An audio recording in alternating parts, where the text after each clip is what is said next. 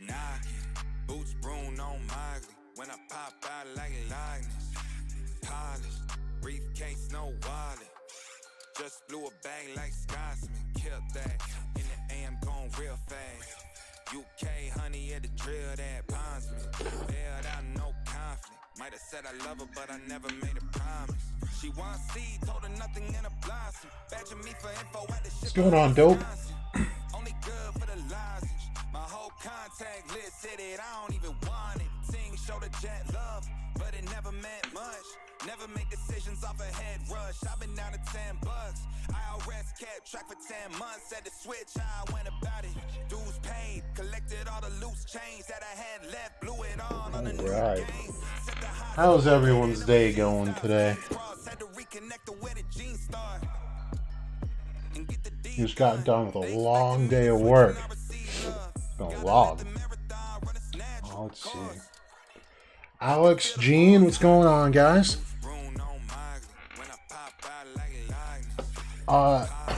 Dope. My day has been all right. Yeah, it's been interesting, man. I had a bunch of students trying to ditch class today.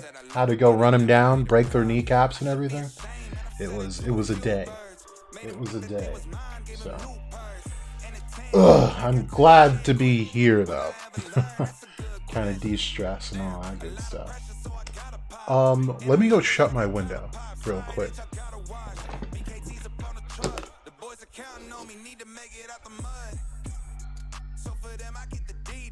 When I receive love, you know the whole team up. That's why I let the marathon run its natural course.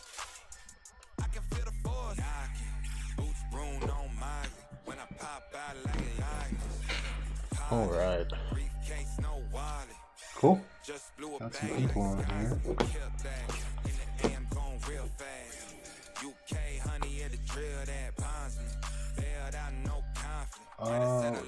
see. And Tom, what's going on?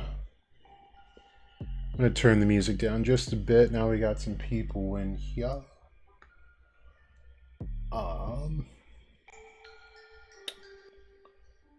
It's one of my new jams right now, Loch Ness. Liking that song right now. Sky, hello, goodbye.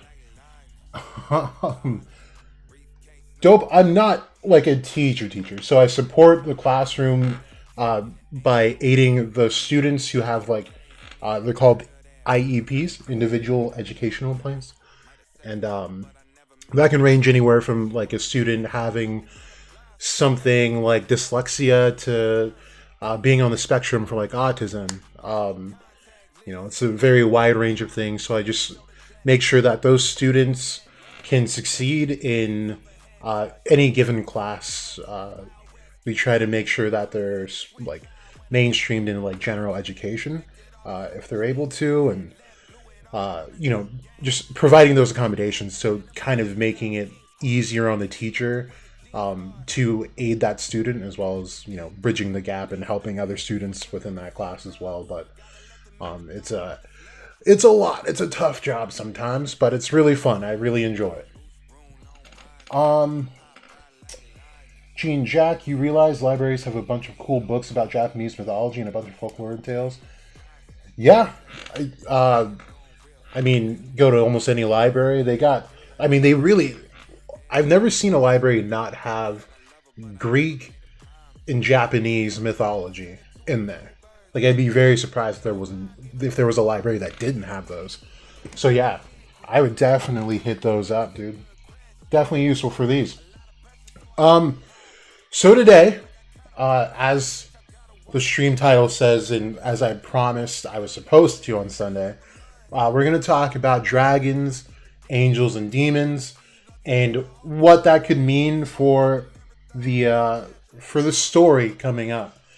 One of the first things I think is important to go over is like what exactly are angels and what are demons and all that good stuff.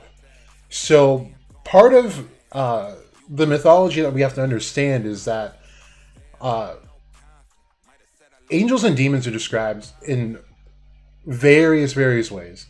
And even the demons, or devils, if you want to call them, that we know in Black Clover, when you look up their lore, they are regarded as fallen angels for the most part.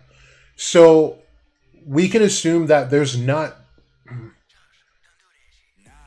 too much of a difference between, at least aesthetically, between a fallen angel and an angel, if we're talking strictly lore.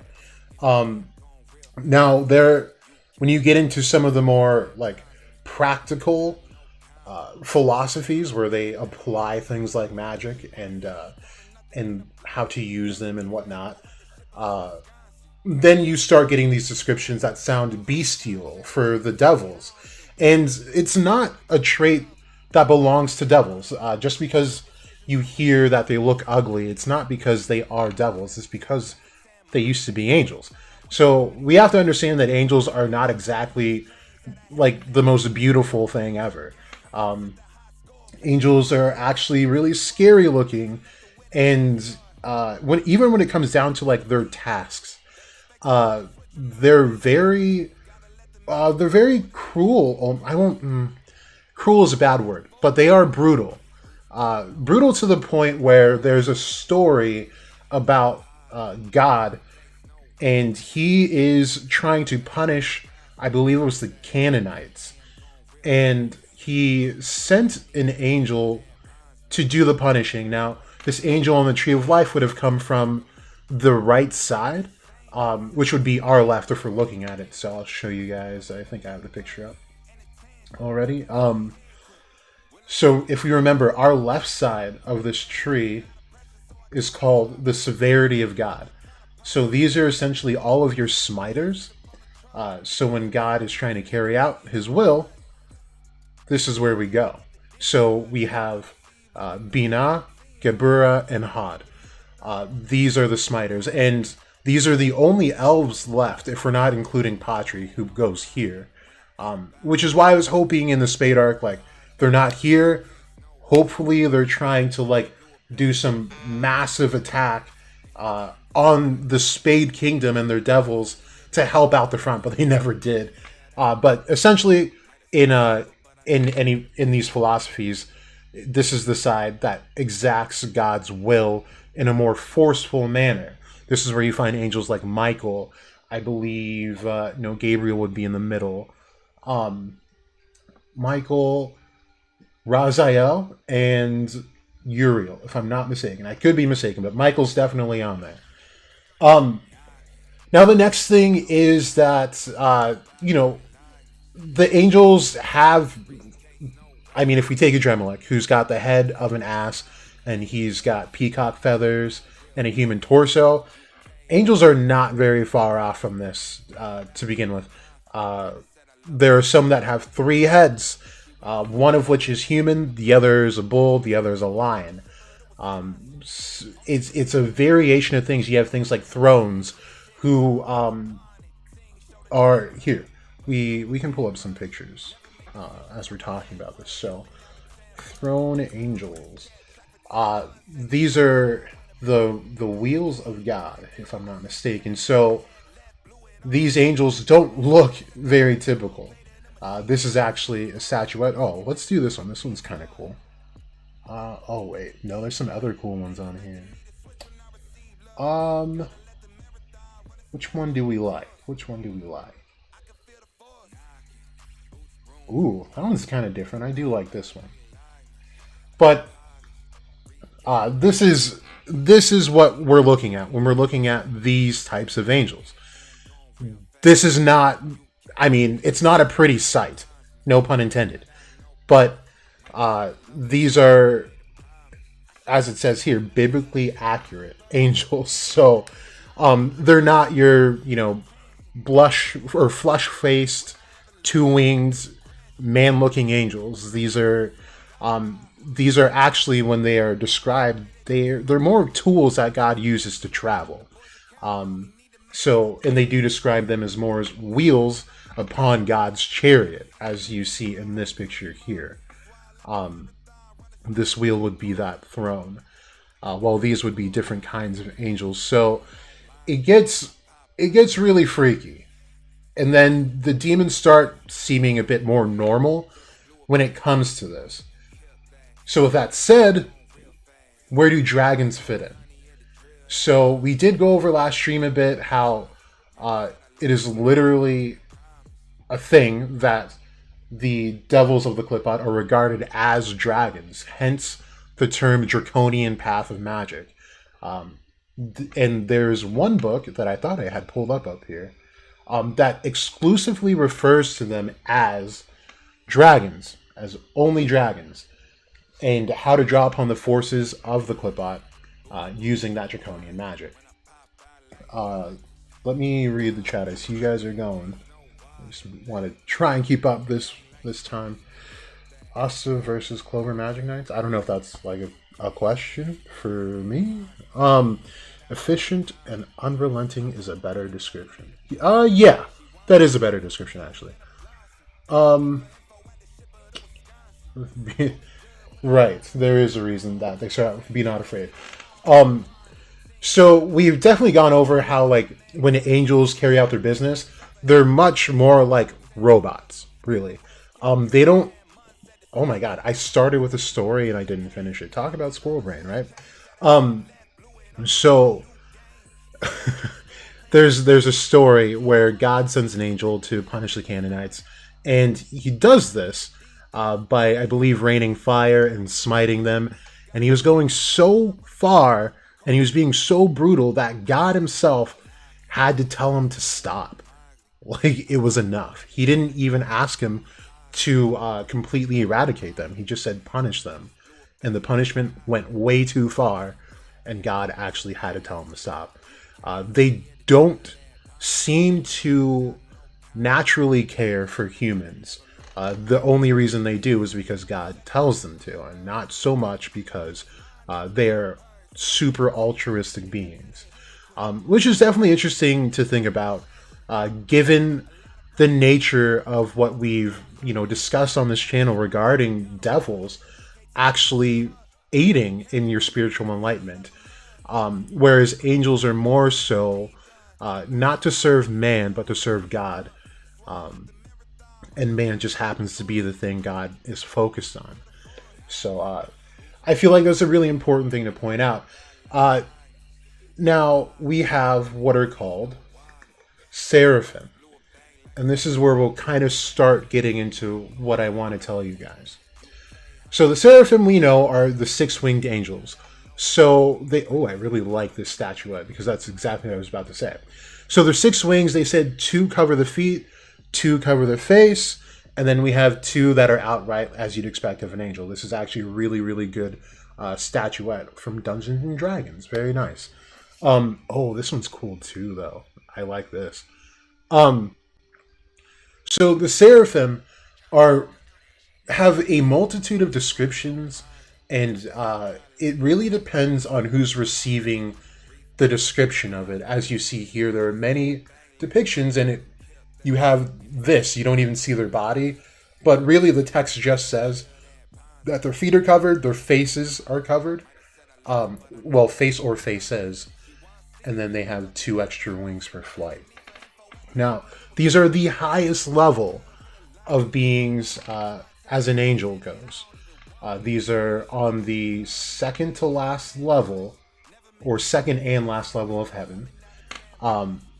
And these are, I believe the translation comes out to fiery ones. And the reason why that's important is because, remember, who is the king of all Seraphim? Actually, I'll leave that for you guys to answer in the chat. I'm very curious to see who knows their stuff. Who is the king of all Seraphim? What are you guys saying in there? What are you guys saying? Who knows their stuff? I wish I could do polls on this. I don't think I can. Hold on. Figure it out some other time. No answers though, huh? What do we got? I mean, what are your options here? We have what are some famous angels that we're thinking of? We know Lucifer, famous angel. We got Michael. Okay, Red Fourth, you just put Michael in there.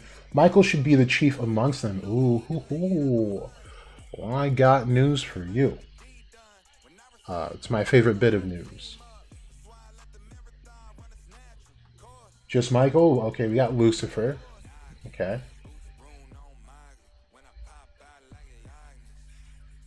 That's it? Just Red Fourth and Alex? Alright. So, the king of these Seraph. Oh, we got Gabriel as well. Okay.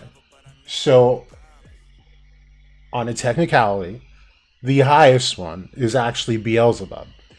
Beelzebub is the prince of all things that fly. Beelzebub was a seraphim before his fall. And when he's described in esoteric lore, he has a fiery being, as he's in the last part of what's called Jacob's Ladder and the worlds of creation, where the supernal beings in the, what I mean is the last three of these spheres. So on the clipot, which is right here, he's Gagael. So these last three are supernal, and they are the world of fire. That is creation. That's the most intangible form.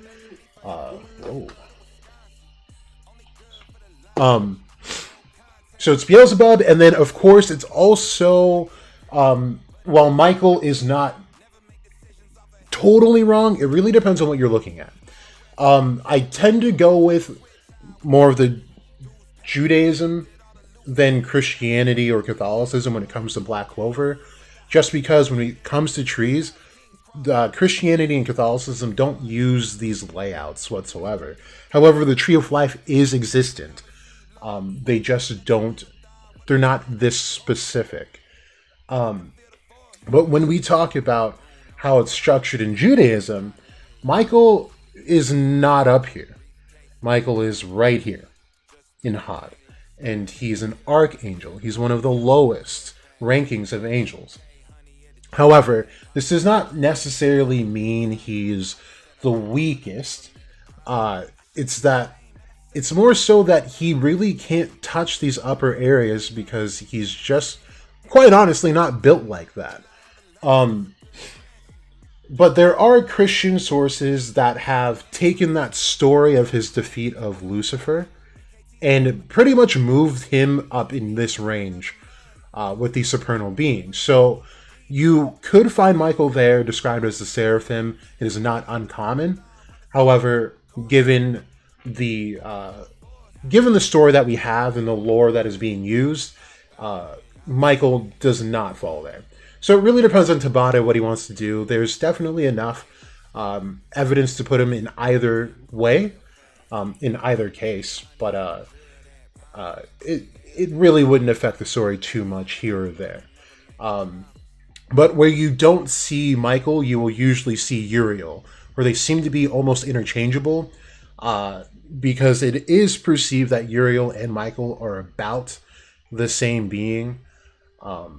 I did make a video talking about both Michael and Uriel when talking about Alan and his possible connection to those guys. But I'm hoping that kind of makes sense.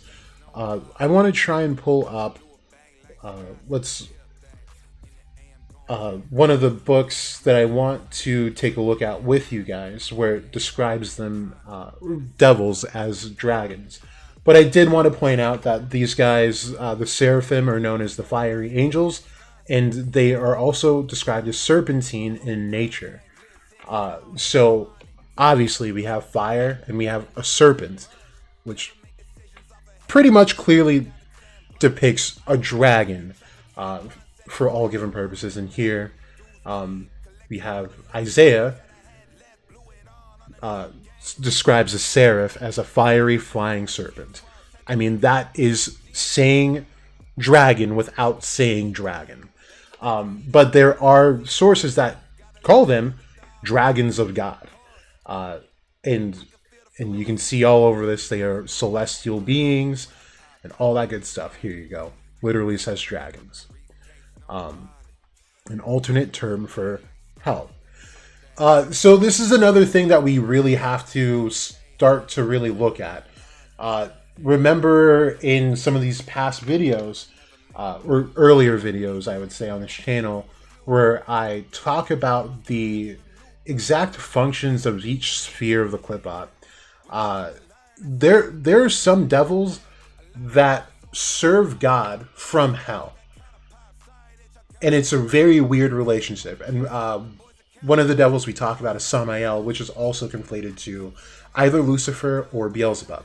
However, it is more often than not conflated to Beelzebub in the most accurate sense. And the reason Samael is a bit unique is because Samael was not punished by God as the others were. He didn't necessarily fall. Samael's issue was that he really liked pretty much banging devil chicks. And that was, of course, an issue.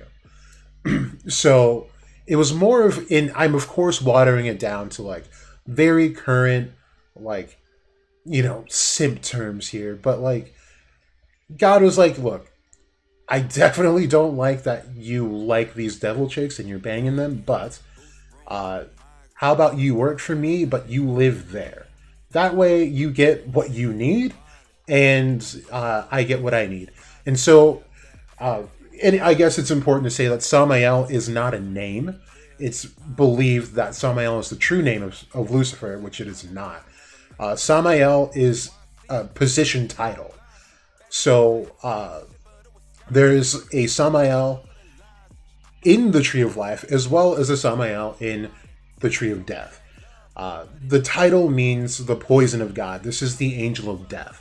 That's all that means. So these guys do end up with true names. And that's another video that I did put out very early, but very briefly. The names are super important and also unimportant in the fact that a lot of these tend to be titles and not true names. And the reason behind that is because if you have the true name of almost any deity, then you have power over it. And that's not something they want, right? I know it sounds kind of stupid, like there are these celestial beings that can really lay waste to a whole galaxy, right? But, knowing their true name grants you complete power over them. And it all goes back to Lilith, the very first wife of Adam, right? The reason that she got kicked out of the Garden of Eden was not because, her and Adam didn't get along about what sex position was better for which one, but the last straw was when she said God's 72-letter ineffable name. That is something that she should not have said, and that's what turned her into a devil. And one of the only humans to do so, along with her sister Nama, and of course were banished by God and not allowed to come back to paradise. So names and positions, it's very important to understand the fundamentals of that, to understand what's really going on. Let me see if I can find my book about the dragons, the Sitra, Achra. No? Where are my bookmarks? Let's see. Tree of Qliphoth. What are you guys' thoughts right now, though? Hold on, I think I gotta forward it to myself.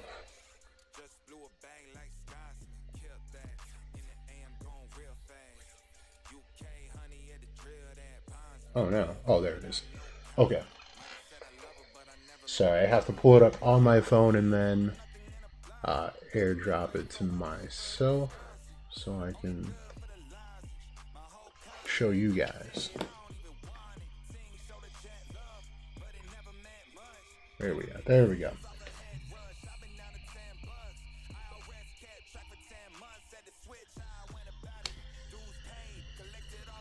Okay, all right.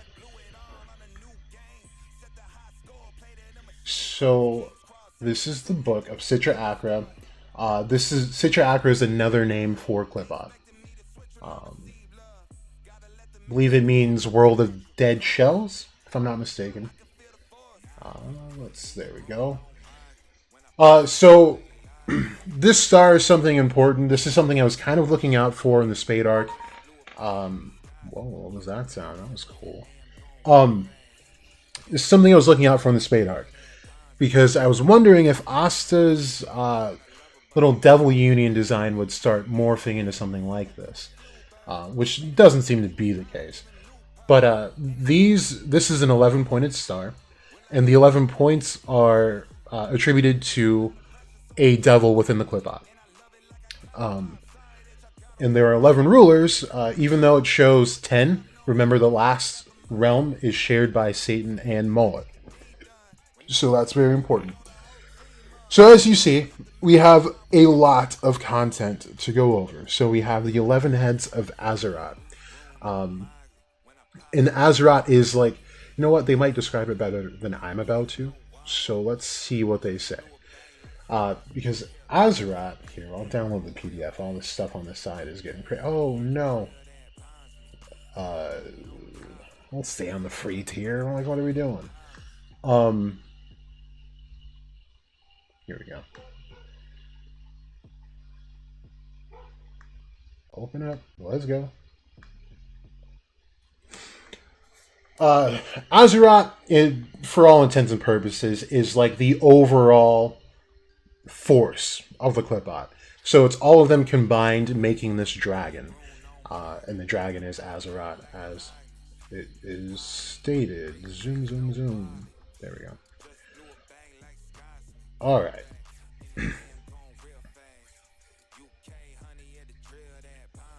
So let's see. Who is a dragon that we want to look up first? I'll let you guys decide. And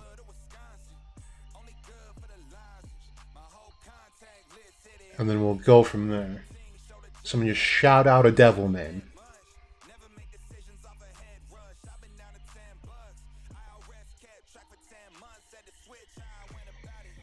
No devil names yet? I always forget. There's a delay between me and you guys. I think it's like 5 seconds. Looking for a name, any name. SpongeBob.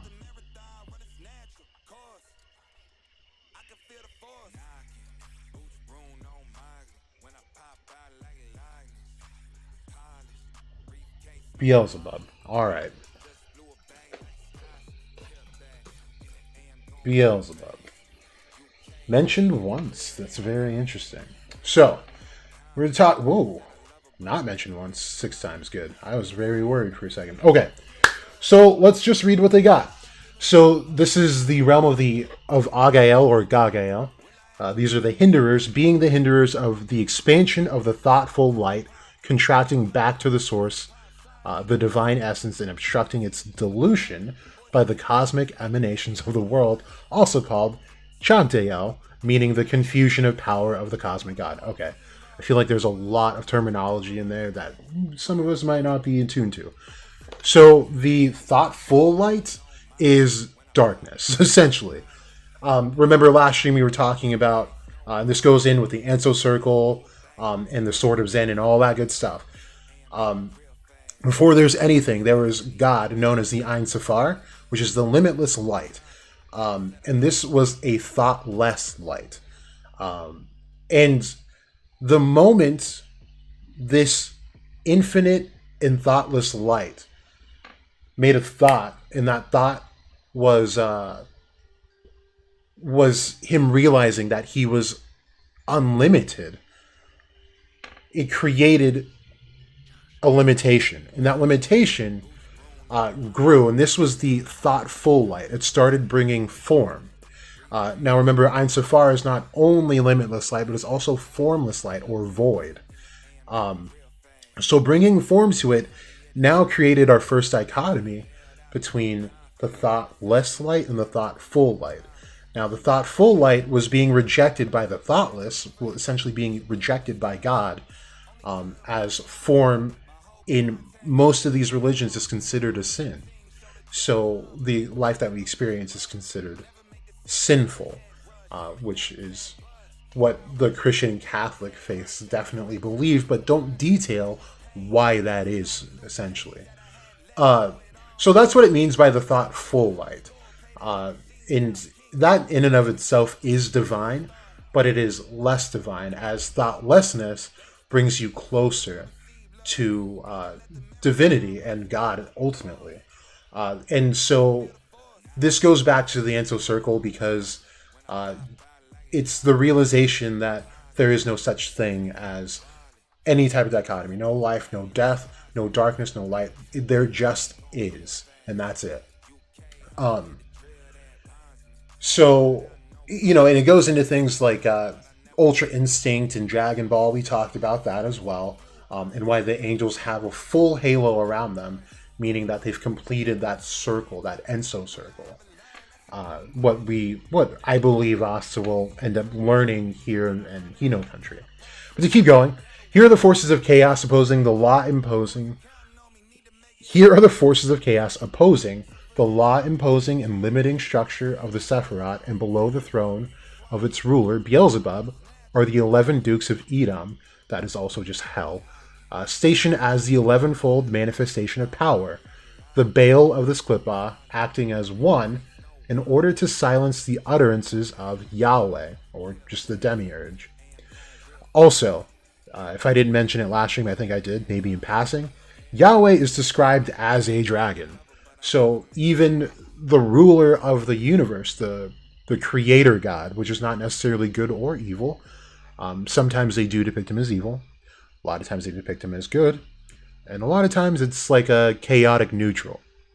But they do describe him as a dragon, so that's very important. And we also have a character like Yaldabaoth, where if any form of Christianity is considered in BC, it is definitely Gnostic Christianity. As they have Yaldabaoth, who is more or less a dragon as well. To go on, the title of this Klippa is Agael, and it's derived from the name of the mighty Rathimic king of Bashan, whose rule upon the earth was a manifestation of the invading forces of Sitra Achra, or the Klippa. Remaining and gaining power even after the deluge meant to wash away all such disruptive forces hindering the will of the thoughtful God. So this deluge they're speaking of sounds a lot like the last Klippa before the one that we just witnessed. A flood of types. And they go on to say the demonic forms of this Klippa have been those of winged black giants carrying serpents in their hands, giant demons entwined by dragon serpents, and winged annihilating spirits swarming forth to eradicate organized structures of the thoughtful light, like hungry locusts set upon the ripe fields of harvest, establishing the realm of those who go forth into the place empty of the cosmic God. So, realize there's a lot of key words in there, right? These are the black giants entwined by dragon serpents, and they eradicate organized structures of thoughtful light. And we know Beelzebub is the demon of gluttony, so it makes sense as to why they would be eradicating anything. This Klippa is therefore also connected to the Belial, being the ones granting the freedom from the restrictions of the El, or God, of thoughtful light. Maybe I got it backwards. I said thoughtless light. Or no.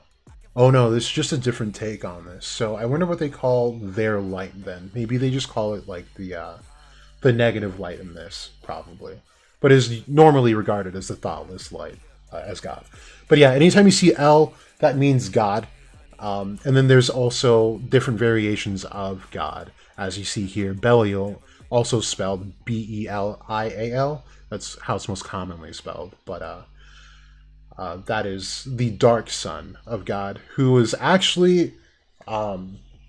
we've also gone over this just a bit, where Belial is actually one of the newest additions to the lore of like Jewish mythology, They found the he was found in the Dead Sea Scrolls, man, when I was a kid. So, like early 2000s, I want to say, they found that.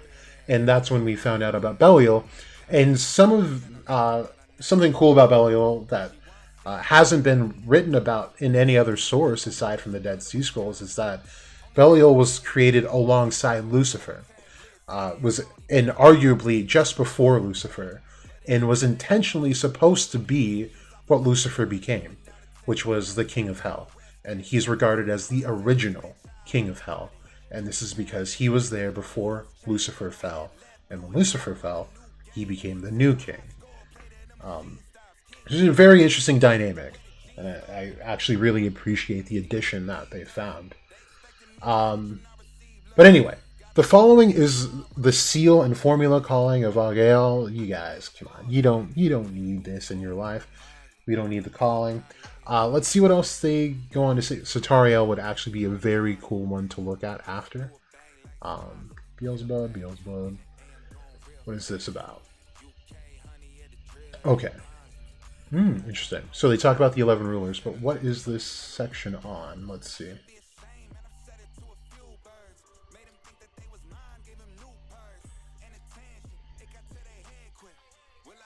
The 11 heads. Okay. Yeah, the 11 heads of Astaroth. So we can... Oh, there's a whole chapter on Beelzebub, though. Hold up. Okay. So, this should be... You know. You guys picking up? You guys picking up what I'm putting down here? Right here? Yeah? You guys see that? Like that sounds familiar, I feel like, almost. This part, for the most part, right? The Lord of purifying emptiness and the screaming silence. I mean, does this not describe Beelzebub? Like, he was silent like this whole time. Up until he made the deal with Xena. Like, that's kind of crazy, guys. Come on. Okay. So, he is the Lord of purifying emptiness and the screaming silence. The bringer of nihilifying storm winds of Bohu. So Bohu is something that exists outside of Bohu is a type of creation. Let me be more studious here. So here, nope. So it goes along with Tohu. Tohu wa Bohu. So this is a biblical Hebrew phrase found in Genesis creation narrative that describes the condition of earth immediately before the creation of light. So the King James Version translation of this phrase is without form and void, and unseen and unformed. So now that we got that, we'll go back. So this is the storm winds of that, dissolving the very primal impulses causing the fall of spirit, lifting instead up in flight upon the wings of death, all that embrace and enter into his dissolving void of chaos. Beelzebub, as the Lord of Flies, represents the governing head ruling all those clipotic emanations of his realm that brings desolation to the structures opposed to their king's lawless rule. So this sentence here, or not sentence, but this little phrasing here, goes back to the Belial thing. So remember, Belial was the original king of the underworld. His name is Lawless. He's the god of lawlessness, or the demon of lawlessness. That's why when you see sons of Belial, these are the sons of lawlessness. And I had that theory in the Spade arc when Lucifero was... We were still trying to figure out like what's going on. I thought it might have been cool if he was Belial, because in Paradise Lost, he's actually described in a really cool way and very unique. And it's that Belial has the power of...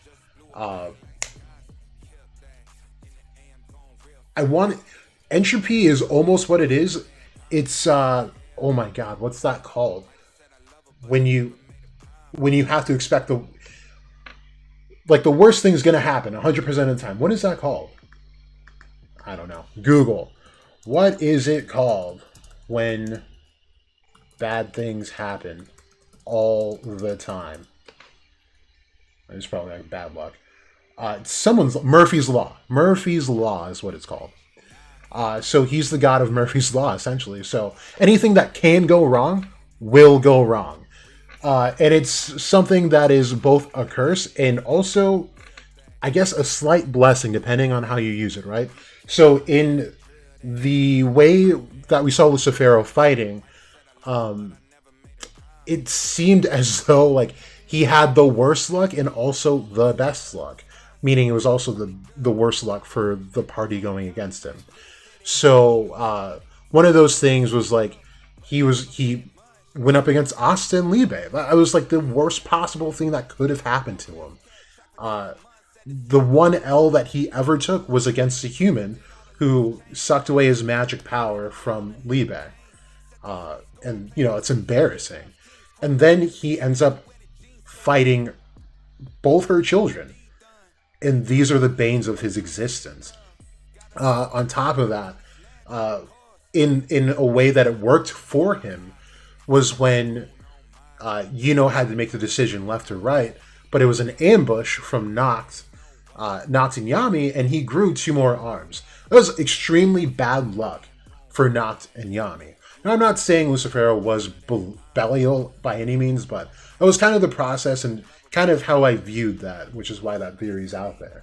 But I thought it was really cool on John Milton's part to describe him as a god of entropy, if you will.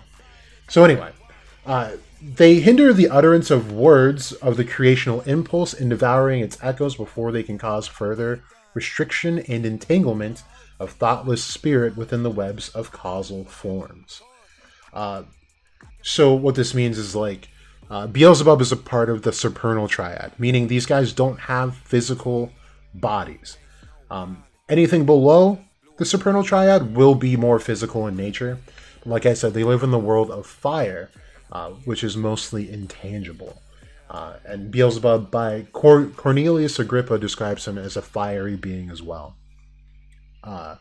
Beelzebub is, I've never seen this word before, Breatherforth of the silent winds of anti-cosmic revolution and evolution, fanning the glowing embers of thoughtlessness wherever they may be kept hidden in order to make the black fires blaze up and consume the causes of restriction, and in revolt attain liberation by reaching to and burning as one with their source.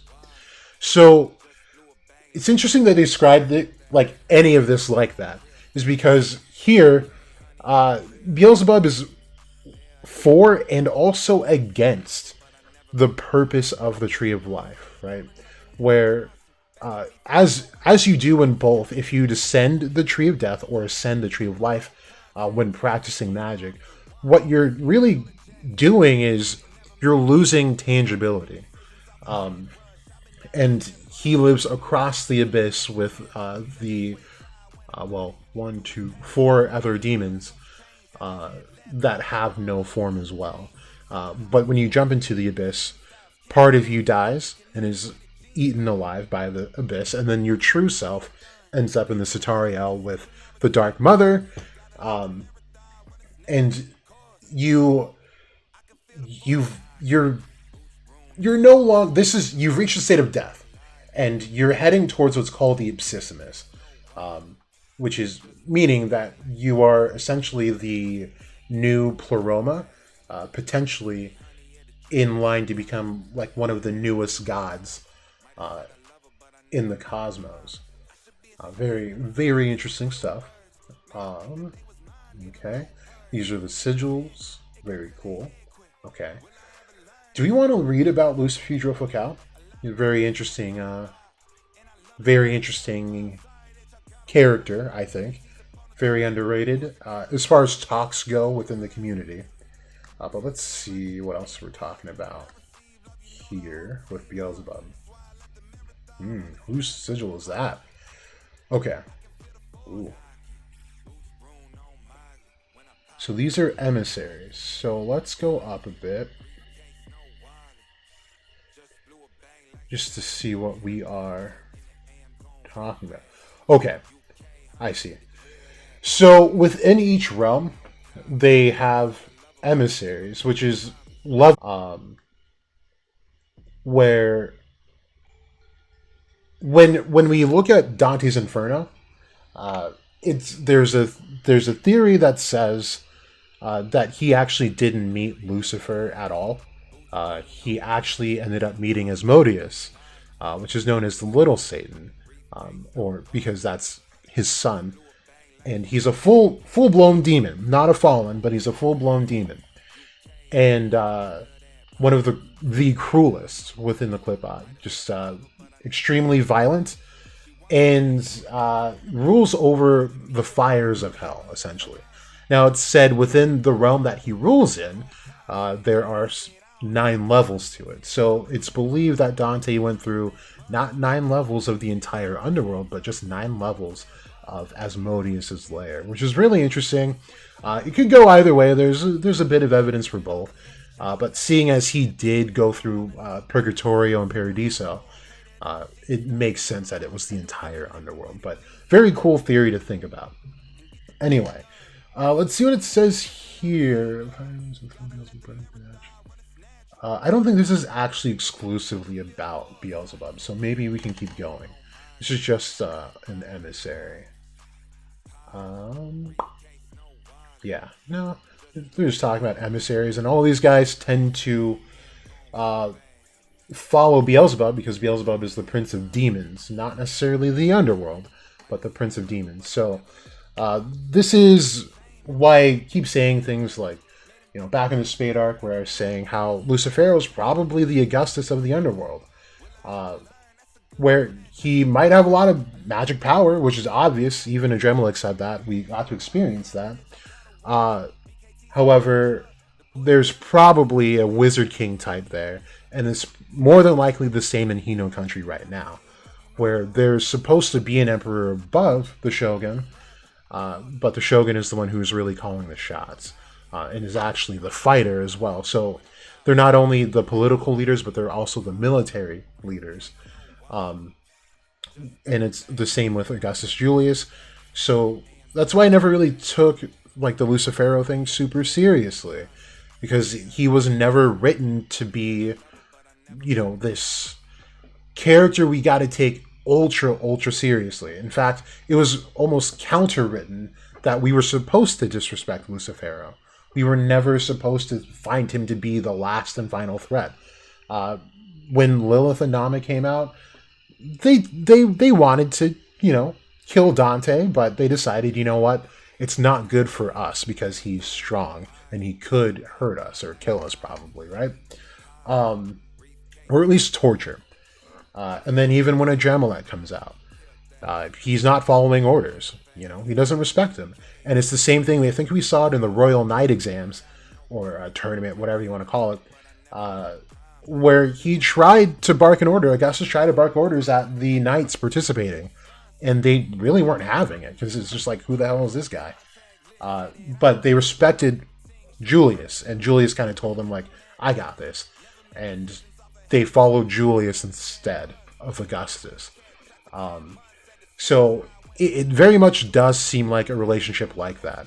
And John Milton almost describes it in the same way as well.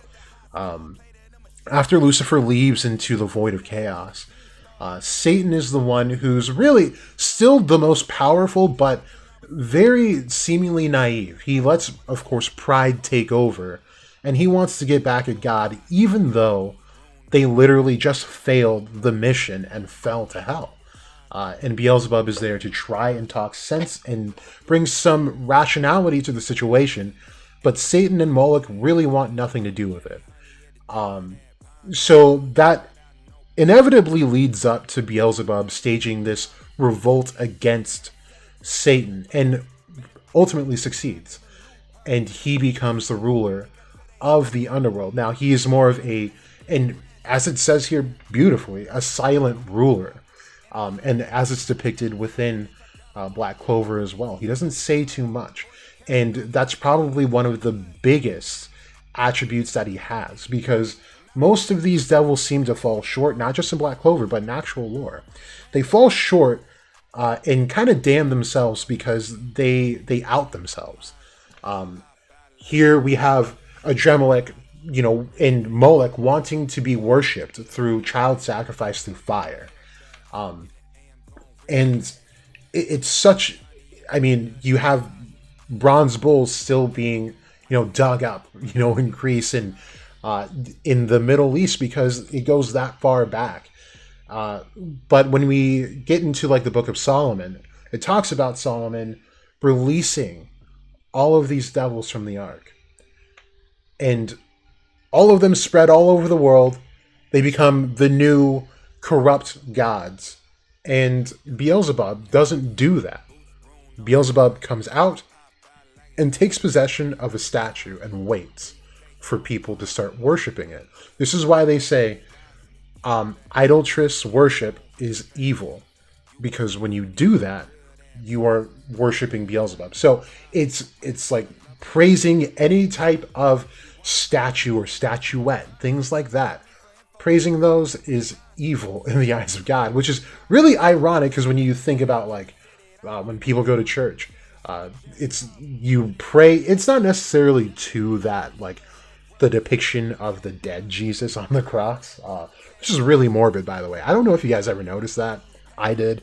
I'm terrified of churches because I hate the thought of just like watching this giant bloody man looking at me while someone's trying to like preach the word of God. I don't know. I went to Christian school. It never sat right with me. So when you talk about this in idolatrous worship, it's almost like a catch-22 when you're doing things like that.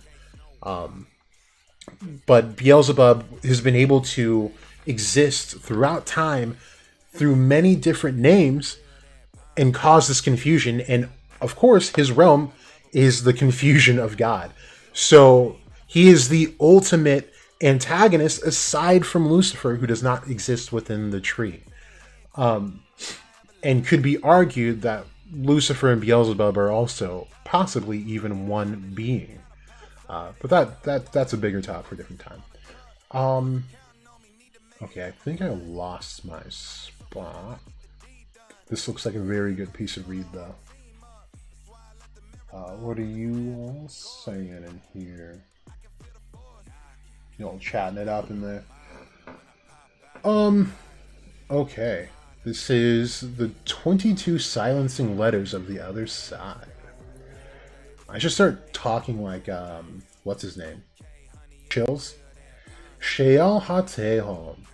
Exoterically just called Sheol. And more esoterically by our tradition named as the Tehom. No, I won't. So Tehom is from the Sephirotic perspective, the deepest part of the abyss of Klipot. And constitutes, why was I going to say constituents? It's almost voting time, guys. If you're old enough, vote. And constitutes of the three first supernal Klipot of Thamael, Agael, and Satariel. Headed by, when you see things like Satan, it's a different type of Satan. So that is directly telling us that is not Lucifer. That is a Satan, because there are many. Satan, Moloch, Beelzebub, and Lucifuge Rofokal.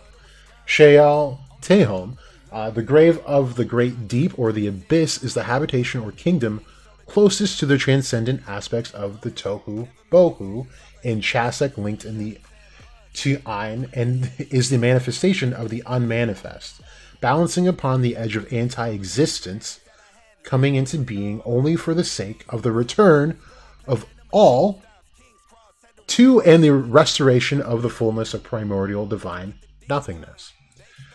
So I do talk about this in a video, and to some great extent, actually. These are the antithesis of the Ein Sophar, right? So Chasek, they do call him Tohu and Bohu, or you might see it as Chasek, Belial, and Kemtiel. those are the three other names. So Tohu and Bohu are usually interchangeable with those. While they tend to leave Chasek for some reason. I'm not sure. But this is where I've kind of gathered that the forces of anti-magic is something that belongs to Lucifer, because Lucifer ends up gaining the powers of void and chaos in its destructive form. So this is the unmanifest, right? Or the manifesting of the unmanifest. And balancing upon the edge of anti-existence, which is the antithesis to magic, where you bring things into existence by your will. And that being the antithesis would not allow that to happen. From the initiatory perspective, this first kingdom, or hell, is the seventh gate to enter, as from the position of those climbing the tree of death, this kingdom of the dragon is entered through the last gate, represented by the following seal of the seventh gate of hell, also called the gate seal of Sheol Teho. So very interesting read. So that was the last time Beelzebub was mentioned. But still a very pivotal figure. Let's see what we have about Lucifer. Wow, that's interesting. Just the one. Just the one. Connected to the Haas Satan. Very interesting, very interesting. So let's talk about the 11 heads. So really quickly, before we talk about the 11 heads. Something that we should keep in mind, right, is this the last saga of Black Clover. I don't need to tell you guys that. You know that. But I struggle to believe that Tabata would be introducing, like, not only a completely new power system, on top of a new species, I guess, that has not been heard of at all in the series up until now. So, with that said, that's a lot to write, and not to say it's impossible to do so, but I don't think it's in Tabata's best favor, you know, especially if we're going to be considering Tabata in the future as one of the greater writers, you know, when it comes to Shonen and the other series that are alongside Black Clover. It wouldn't really be in his best interest to really force and cram new information into the last saga for us to just accept, when we still haven't gotten the full backgrounds on the current system that we do know about, like Grimoires. We don't know everything about Grimoires. We still don't know everything about Devils, their agenda, where they came from. We just have things that we can assume from lore, but they still need to be fleshed out within this series. We don't know exactly where magic comes from. We don't know anything about the dwarves. You don't know much about the origin of elves or humans. None of that. So all of that has to be answered within the story. So as I said to preface this, I do find it very hard to believe that dragons would be something that was just thrown into the series right now. And while it does make sense with like the land of the sun and Japanese mythology, including things like dragons, there's enough information within lore to tell us that dragons can be either angels or devils. It really depends on what Tabata decides to do. However, he did make it a point to introduce us to what's called the Seven Ryuzen, or the Peaceful Dragons. And given that they're Ryuzen, meaning peaceful dragons, I would assume that they're talking about angels. So as of right now, my personal belief is that this might be our introduction to angels at first. Maybe. And they regard them as dragons. And the number 7 is important because there are 7 main archangels. Now, you will see that there are sometimes 9. But going with the 7 to support this idea, you'll have angels like Michael, Gabriel, Raphael, Uriel, all those guys. I think Zadkiel is also in there, and Raziel or Raguel. So all of those angels are a part of the 7 Seraphim. And just like we were describing, Seraphim are dragon-like creatures, as described in what we just read. And in most philosophies, that's just how they are. They're fiery angels or fiery serpentine dragon-like things. So, yes, for right now, I am definitely thinking that this might be more angelic than demonic. But it is very curious that our buddy Ryu does not find Liu threatening. And the fact that he even knows that he was a devil and wasn't really fazed by it just says a lot. And maybe it's just a factor of that he's linked to some more of these cosmic beings that directly oppose devils, and he has nothing to worry about, even if Liu was evil. Could be one of those, or they're aligned with devils, and just view them as dragons, more chaotic neutral forces than anything. So, just wanted to throw that out there. Let's see what you guys are talking about. So we're proving Rax right. He's been waiting for... I mean, Rax is waiting on dragons in every series right now. He's reading Hamtaro, waiting for the dragon hamster. If you guys don't know what Hamtaro is, I'd be so ashamed of you, by the way. Just saying.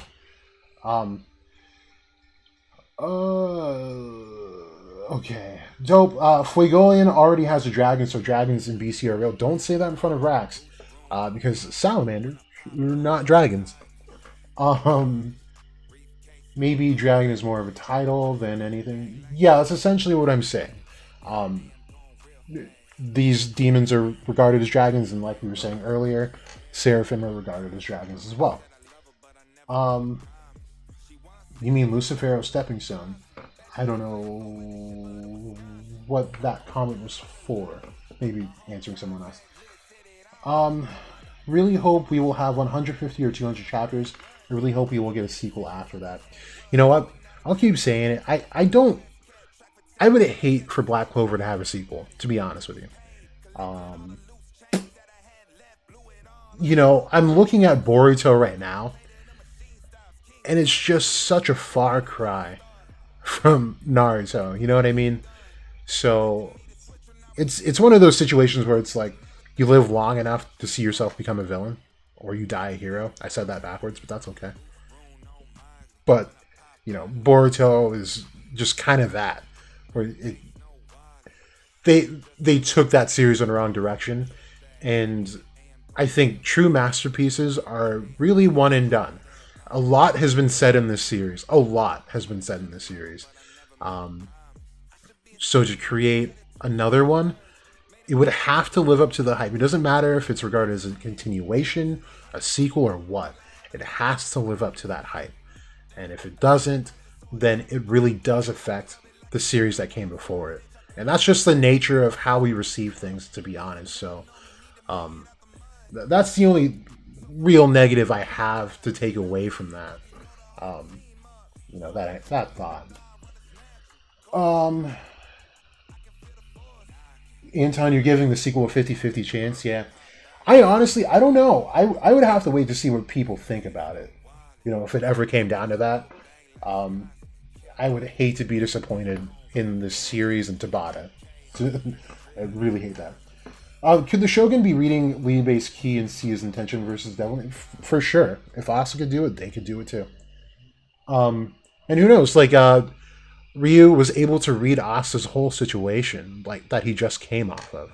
So imagine what he could do with Liu. He could probably see that, you know, he was wronged by a devil, doesn't like devils, and is actually aiding humans and getting rid of them. So, you know, that could be why, for sure. Solo Stream Bros, is this the right time to reveal Asa's father and his family? Yeah, maybe. So last stream I was talking about how we get black hair for Asta in his Devil Union, which doesn't make sense at all, since neither Liu or Asta have it, right? So I was attempting to make a Yu Yu Hakusho comparison, where Yu Yu I call him Yusuke has a form, Urameshi. Is it his demon form? He's got this form. Yeah, it is. And I guess it's more true to his like ancestral traits. As someone else helped me out in the last stream. So I'm kind of looking at Asta like this, in this sort of light, where they get into this devil union, and not only does it have this samurai armor, which can be linked to the Hino country easily with shoguns, but this black hair too. And I don't think a lot of people were picking up on what I was trying to say in my tweet, but there's the guy who was selling those no potatoes, who's just saying like, yeah, that's the energy, kid.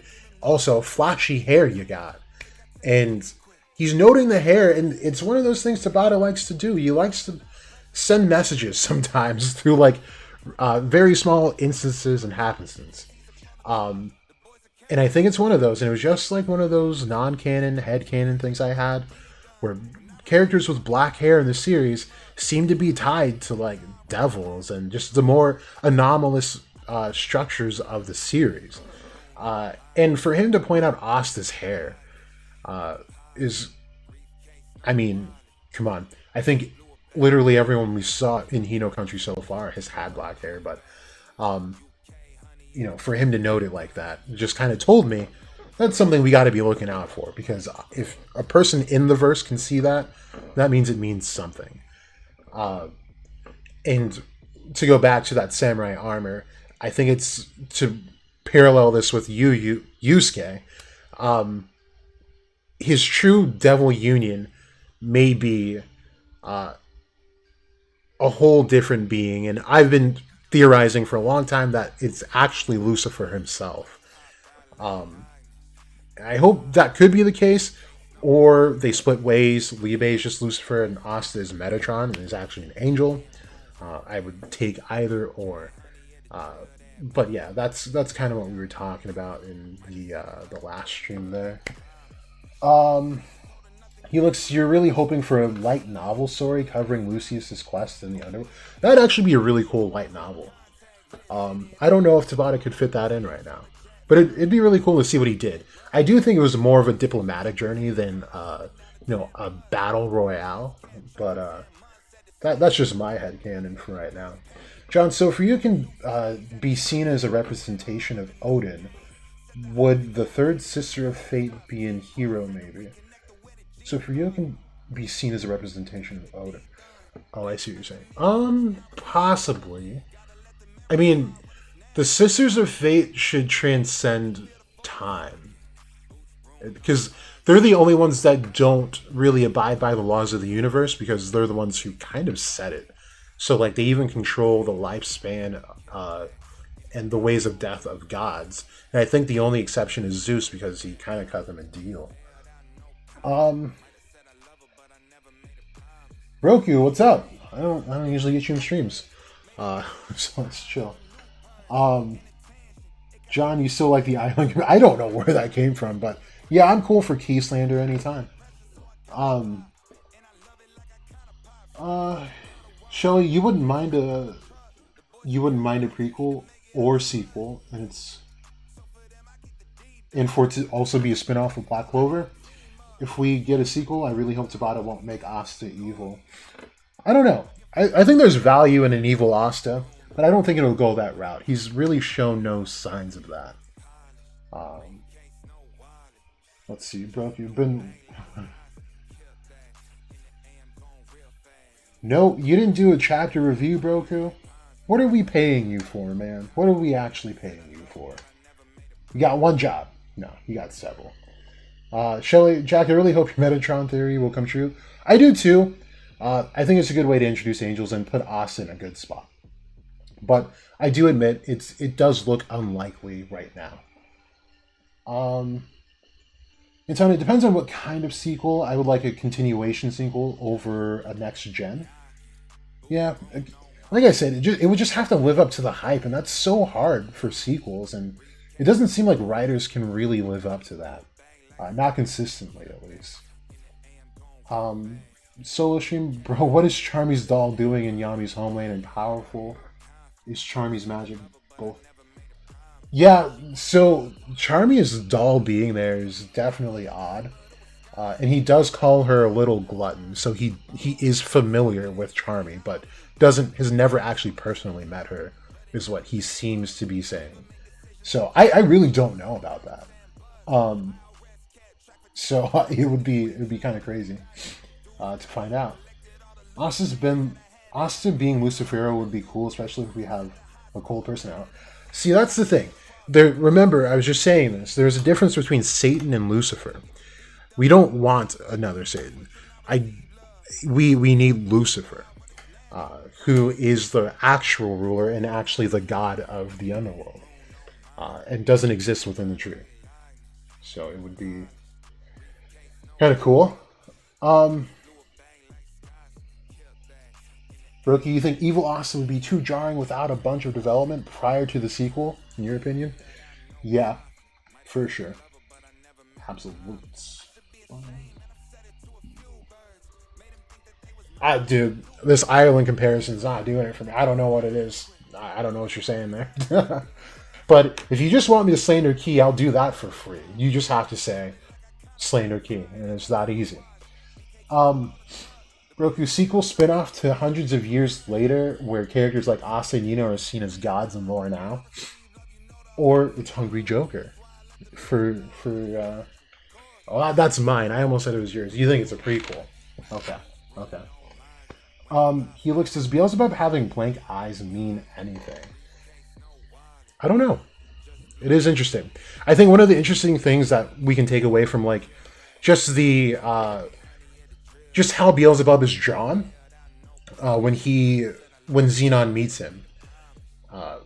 He is. I'm trying to think to make sure I'm not mistaken, but I'm very confident in this actually. Beelzebub is the only devil that shows light above his head. I think it actually starts around like his upper torso and goes up further. And then the rest below him is darkness. So that seems to tell me that there's this angelic-like state that he has. And it's almost like we see with Lucius with that whole halo behind him with the wings. And why I've been saying like the 6 wings are representative of like a Seraphim, which Beelzebub was. He was the god of all things that fly, or of the flyers, which were the Seraphim. Also described as a dragon. Not just a Seraphim, but Beelzebub himself. So it's interesting how it goes that way. And if we look at like the antlers that Lucius has that also match Xenon's antlers, those kind of remind me of Art drew it pretty well in this thumbnail, where you see the Japanese dragon horns, right? Not like true to like the usual ones, but Japanese dragons. You see that they have these antlers. If you think of like Shenron from Dragon Ball Z, they have those. I want a good clear picture. Oh, that's pretty clear right there. I'm sure I can get a better one. But yeah, they're more like antlers, and the depictions they almost look wooden.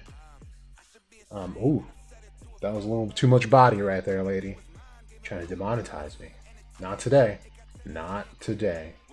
Dang. No one's got like a real good picture of it. Except for up there.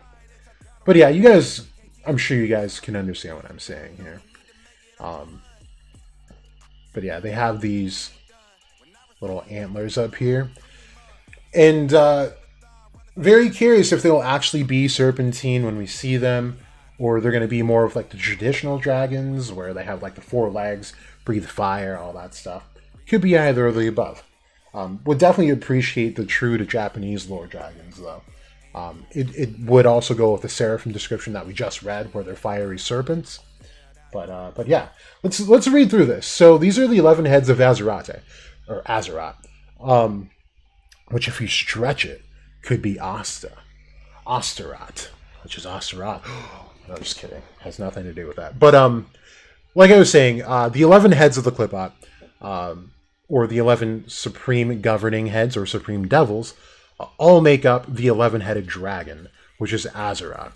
So 11 are the supreme governing heads of Sitra Achra, or another term for Qliphoth, and each of these heads has within the different Kabbalistic traditions become concretized by the masks of pagan divinities offensive to the Israelites. These masks have in form shifted throughout time, and it is only recently, during the last couple of centuries, that they have firmly become formed as and associated with the names and symbolic guises we now most often have come to associate with them. It must therefore be understood and remembered that this 11-fold manifestation of thoughtless divinity, in essence, always remains beyond causal understanding and is in truth too alien to be fully grasped by those that are caught within the Sephirotic side of the Tehiru. That remains at least the case until a true spiritual enlinkment to the heads of Astaroth is established, and through such direct contact, gnosis is attained, or gnosis, which is just ultimate knowledge, meaning in terms of like the Enso Circle, you've reached enlightenment. That's all that means. So gnosis is attained from their formless spirits hidden beyond the forms that seek to causally define and thus always limit them. So remember, definition and form is evil. That's all they're saying there. Before the formless essence can be understood, we must correctly approach their masks in order to be able to, at some point, grasp that which is linked to them, and as such, the established forms are still of great value because it is through them that we can approach that which is on their other side. The simple realization concerning the fact that while the masks are worn by the formless, they, or the masks themselves, are not of the greatest importance, makes also the popular modern notion that the Qliphotic forces are nothing but vilified pagan deities that should be returned to their proper cosmic stations, void and irrelevant. Good lord. At least within the context of our work. So that's something that we were just talking about, right? Where when you consider angels and the lore that we get from them, they don't really seem to care about humans like that. They are just carrying out the orders given to them by God, and are actually more brutal than they aren't brutal. Whereas demons, when you're descending the tree of life on a more magical journey of finding your true self and becoming a god, or going back to the one true God, the devils seem to help you in reaching enlightenment and reaching that gnosis we were just talking about. So that's what they're kind of saying there. It's kind of this weird flip-flop where it almost seems that angels are evil and don't want to help us, where devils are, happy to help us. However, they do so for other reasons. So they're not altruistic. But what is, right? Real life, we exchange one thing to get another. That is just the law of balance. And the devils seem to respect that natural law of balance, which is very odd, because it seems as though they're very unbalanced, but they themselves create balance within the universe. So while devils are depicted as just vastly evil and unneeded forces, they are actually very pivotal to the world and universe that we know when you consider these things and those philosophies. It is not the mere names or mythological forms given to these forces that define their true nature and essences. It is instead the perspective, context, and spiritual ethos through which such masks are created and employed that will give clues to the source, cause and direction of the actual spirit current, unlinked to and imbuing them. Sorry, it gets really splotched in here. You can tell this scan is really bad. But yeah, it's really cool. And of course, we've talked about this too, how these paths, either the light or dark path, doesn't matter. They have deep roots in psychology. And for the Tree of Life and the Tree of Death, to be some early renditions of the immediate galaxy, or solar system, I should say, and to attribute angels and demons to them with certain star forms in the zodiac, as well as delve into psychology of the human mind, all in one. It's a very special concept, and it's really why I respect it a whole lot, because it says a lot while depicting as little as possible. Very minimalist view. Let me see what were... Oh, should I have looked up the Chinese Kirin dragon? That'd be pretty close. I'll give it a shot. Let's see what that is. I've never heard of that. Chinese Kirin dragon. Whoa, what the heck? Yeah, okay, I see what you're saying. I've never seen this dragon. It's like a little horse. I'd be kind of terrified if this thing started just like trotting towards me. No thanks. Maybe if I had a Pokeball on hand, I'd definitely throw it. It looks like Dialga. That's what it looks like. This one. Yeah, that's a Dialga right there, buddy. Hold up. Dialga. Boom. Same thing. I got a shiny Dialga in Pokemon Go. You know, just my little humble brag for the day. And a shiny Palkia. No, we're talking about it. So this seems to be focused on Astaroth for right now. So let's read this. Let's see what they're saying. It is therefore, for example, ridiculous to adamantly insist that the Astaroth of the Kabbalists' demonology within all contexts must be identical, or at least always remain connected to the exact same original essence as that of the Phoenician goddess Astarte. Wow, so they're saying that they should not be connected. I have not heard this take before, so I'm interested. The fact that a name is derived from a certain source does not automatically translate to the nowadays often presumed fact that also the essence connected to and manifested through it within all contexts must be at all related to its original one. Interesting. They kind of said they're the same, but they shouldn't be regarded as the same. So that's very interesting. Okay. The Astaroth of the Grimoires and that of the Kabbalist demonology, in both his lesser goetic form and the more elevated Qlipotic ruler aspects, does not within the context of spiritual reality of those two mentioned settings necessarily, in essence, pertain at all to the original aspects of Astarte. But modern magicians manage still to contact what they associate with the goddess in question, even when employing the forms, such as seals and formula, presented within such contexts unrelated to her. This points to the simple truth concerning the differences between magical currents and their corresponding realities, and to how one can enter or exit them because of and through one's focus, intention, expectation, stance, attitude, spiritual ethos, and the actual rites, forms, and elements employed within the ceremonial or otherwise magical context in order to align one's work and being with the currents of spirit and divinity. So very interesting. So they do talk about the Luciferian current, but here they seem to separate currents, like there's multiple. So they're saying there's a spiritual current, a divine current, and a magical current. So in Black Clover, we definitely know Dante was talking about a magical current, as he was saying that the Qlipot is a magic channel.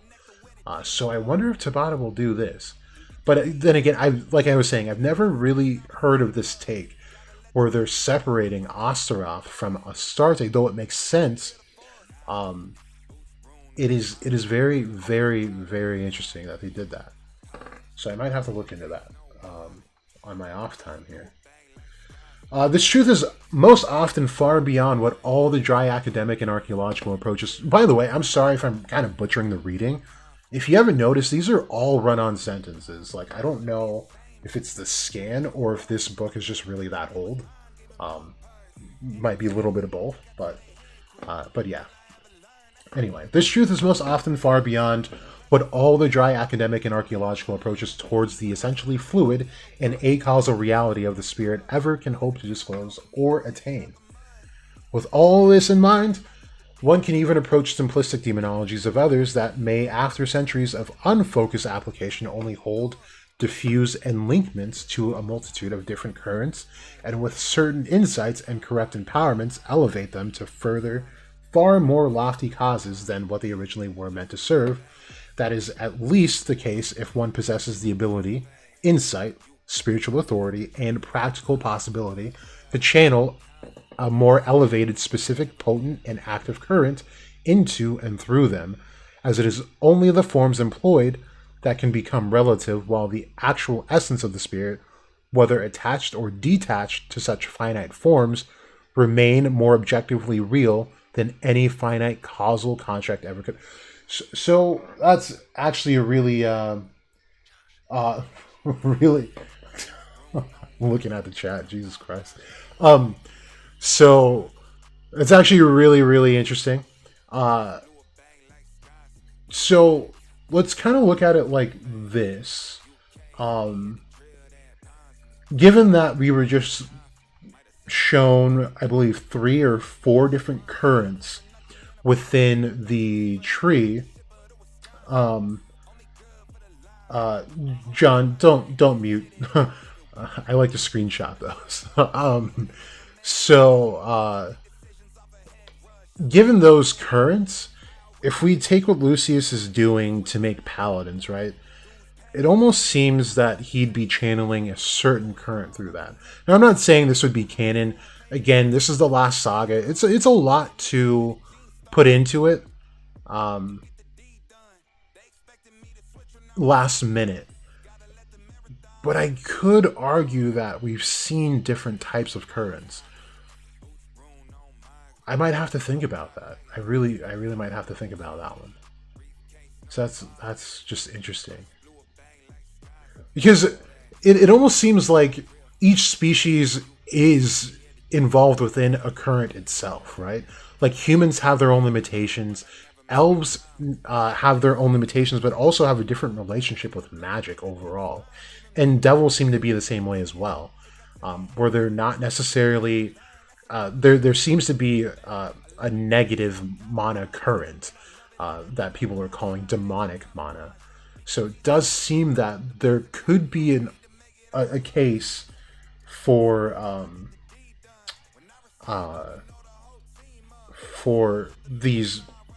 several currents to be existing here.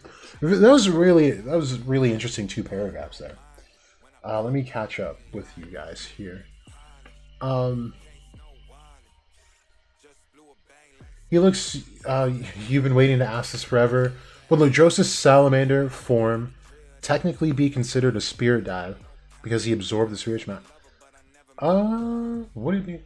I wouldn't say so. That's an interesting question. I would say no. That's just like my knee-jerk response.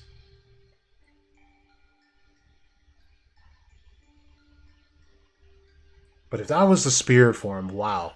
It was the weakest one we've seen.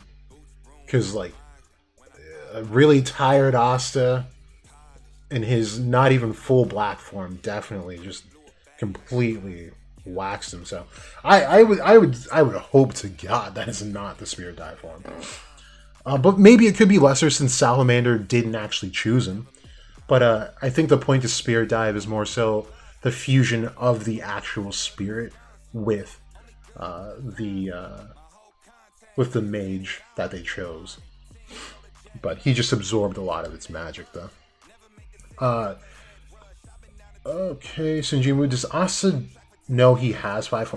I don't know. That's a good question, too. He doesn't seem to care about what happens with these, these new developments. He just lets it roll. Solo, Yami has Lucifero's other heart, so can we see... That's not canon. We don't know what that heart belongs to. I've been rolling with, and it's my headcanon, I will say that too, that he had that heart prior to the Advent, and the Advent just more or less unlocked the full potential of that heart, as they do note that magic was swelling inside of Yami. So That's my personal thought. I don't think it's Lucifero's though.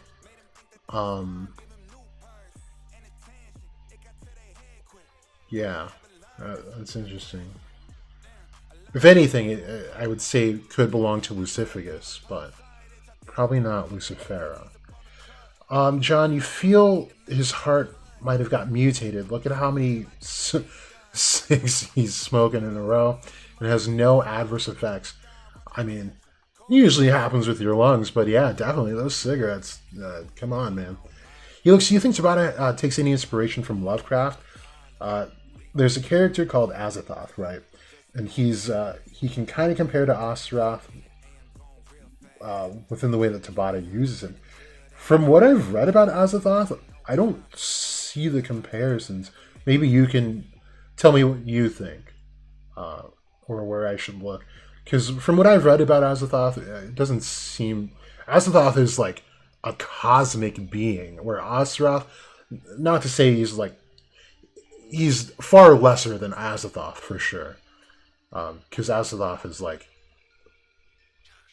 abysmal almost, like uncomprehensible, unfathomable. Evil is more of a point of view. It is, absolutely. Absolute laws corrupt, absolutely, right. So what's interesting on that, John, is that when you look into things like the Grand Grimoire, they give you, and they detail what devils can teach you. They're like Astaroth teaches liberal arts, about the past, present, and future. There are other devils that talk about mechanics. They can teach you mechanics. They can teach you engineering. They can teach you science, English, math, any of that stuff. Talking to animals, things like that. But some of the highest ranking devils will teach you about government and laws. And those being taught to you by devils means that all of those things are demonic in nature. So there's a bit of a saying within these philosophies that math is the devil's language.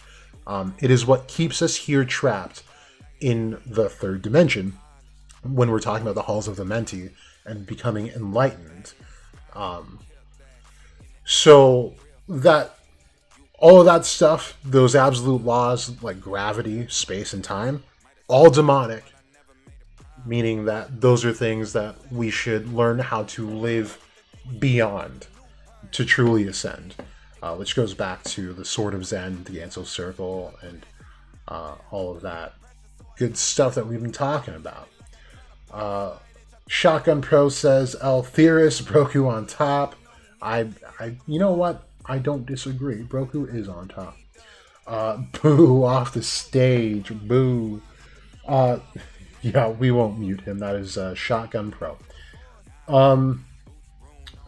Shelly Jack, maybe the Black Clover version of Ishtar can be Bel. I would doubt it. That's a far fall for Ishtar to be like one of the highest goddesses and then just becomes a little fairy of wind. I don't know. Ishtar is more connected to Astaroth. Ishtar is one of the names that leads into Astarte and all that good stuff. Has anyone heard the tale of Shotgun Pro? No. Nozel claps Astaroth. Time versus Mercury. No, sir. Astaroth claps. I'm sorry. Nozel's the goat, though. Disliking the vid, good. That brings in more. You're helping the algorithm. Dope. I would say don't mind Shotgun Pro here. He's just a troll, honestly. You forget Broku. Jack and I have good memories of people's behaviors, and I'm good just working a lot. I didn't even see Broku comment anything. Helix, an offspring of Dazu Tayak, Catalyst Magic, and Ladros, absorption, and emission would be an interesting child in terms of magic, for sure. There's a lot of cool mixes that could be pretty cool here. Leo could be the Kid Gohan of this arc and turn Super Saiyan 2. There's a reason why your name here starts with an L, sir. Boo! Off the stage, Shotgun. Boo. Honestly, I feel that'd be a good idea. If it's like Toby Ramen, what are you guys talking about in here? I'm so confused. You guys keep talking to Broku. I don't think he's even here. He hasn't commented anything. Helix, you think you're basing your Azathoth comparison based more on headcanon? I have. So, no, I mean, there might be something to it. I was just wondering what connections you were drawing to it. It wasn't like trying to shoot it down or anything. Okay. This chapter might be a little much to like really go into. I don't mind keep going, but there's a lot of stuff that would need to be prefaced for for this chapter to actually make sense here. But I am curious what they do say about Astaroth in this, so we'll definitely take a look at Astaroth. And here's his realm. Cool. All right, so this should be interesting. Let's see how much it differs from the left-hand path of magic. Here.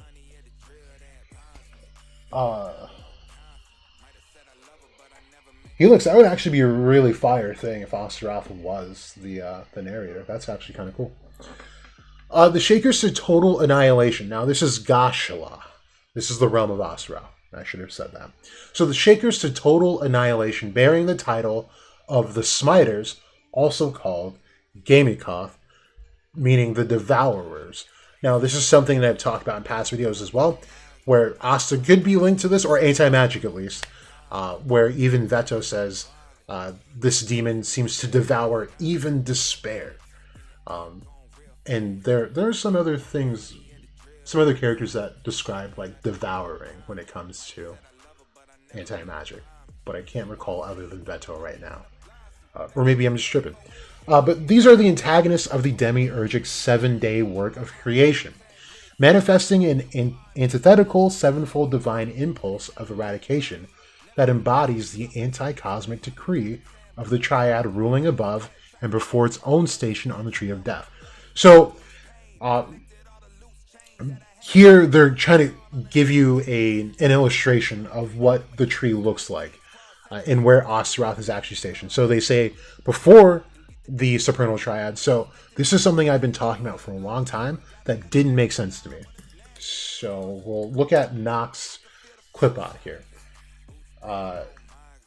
And what we're shown is all the devils in their respective places, and they talk about the three highest of space, time, and gravity. And we all seem to have assumed that it was here, where I had been fighting for a while that only two were there, and the other one, Astaroth, is actually here. And I had made, I think, one post or thread talking about how if it even gets this far, then it would be really cool to have this devil up here be more of an ally to the humans and help get rid of all the rest should these, be too strong to overcome. And this would also aid against the actual supernal beings. Now, this one here would not be a king of hell, but one that supports them, and that is Lucifugro Focal, or Lucifagus possibly within this series. This, I'm still trying to get a good read on what Tabat is trying to do here. Whether he's putting Astaroth here or not is still unknown to me. But this would, of course, be Magicula if that's the case. But I'm thinking that he's actually here, or she is actually here, if she took Astaroth's spot. So it's just a couple things that I always have to keep in the back of my head to try and remember and see if we can solve it later down the road.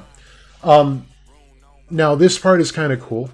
So they do label them as the antagonists of the 7-day work of creation of God in the left-hand path of magic as well. So an idea could be that, now I think maybe it was Helix, and correct me if I'm wrong, but someone definitely threw out the idea that the eye that Ryu has is Astaroth's eye. Now, it's a very cool idea. And then when we get this this antithetical sevenfold divine impulse, We also have the 7 Ryuzen. And we know that Astaroth does seem to help humans, actually has an interest in helping humans. And one of the illustrations of this realm, when it comes to like Jewish mythos, is that the ruler of this realm is so kind that they break, right? So they're kind to a fault. So it's just a catch-22 type of thing here. But we have the 7 Ryuzen, so should that entire country, Hino country, be following just Astaroth? That'd be a really interesting take. And thus supported by some evidence here. Okay. This Klippa is... Oh, wait. Okay, cool. This Klippa is ruled by Astaroth, a mighty king possessing the power to open the Eye of Abaddon and to turn the forbidden keys and unlock the gates of the abyss. And under his command are the fearsome legions of the Azariel, meaning the binding ones of the cosmic god, that battle to restrict the creational impulse at its root of becoming. That's... wow. See, that's why it's hard to place where anti-magic comes from right there. Because look, this does describe anti-magic. Now, not so much binding, and I feel like I've said that in the video, but the creational impulse is what magic is. It is the imagination coming to fruition. So to restrict that is really anti-magic, which is kind of cool. The demonic forms of this Klippa have been those of Cyclopean spirits. Interesting. Never seen that it's Cyclopean, meaning they have one eye. And if that is the Eye of Astaroth, that's pretty interesting. Then you have Megicula, who took over, who took Vonika's eye. She's not a Cyclops, though, but that's very, very interesting. So also black cat-headed giants that we don't see, and has torch-bearing figures riding upon 7-headed dragons, and these are sometimes called the Azael, Chazariel, or Agniel. The following is the seal and all the chanting and all that bullshit. Okay. Let's see. Where else do we mention Astaroth? That was an interesting read. I think these are more of their emissaries. Let's see. Oh no, that's what we just read about Astaroth, so we can skip down a bit. These are talking about the 11 rulers of it. Astaroth is one of them, of course. Let's see. So this was all about Astaroth. So let's read this. And I will read some of your chat, and we might call it after that. We'll see how interesting this gets. So, the master of the liminal points of crossing and the lord of the dark gate, the one leading to and through the abyss. Now, we've talked about that for Astarte's dissension into the Qliphoth, or the underworld, not known as Qliphoth back then. But she goes to her dark side, or her sister Anat, which could be Megicula here. And this is who she has to meet in order to go into the abyss. And Astaroth is the last person that you're going to meet before you reach the Supernal Triad, to meet Lucifucio, Focal, Aishat, Xenonym, Beelzebub, Satan, and Moloch. Okay, where did I leave off at? So crossing and the Lord of the Dark Gate, the one leading to and through the abyss, being the mighty king invested with the full authority of the 4 heads governing the supernal Qliphotic triad above him. Astaroth is as such the one who ushers towards manifestation their Adsalithic impulses in order to counteract the 7-fold unfolding of the demiurgic work of the thoughtful creation. So that's literally just everything physical that we know, in a lot of unblatant terms.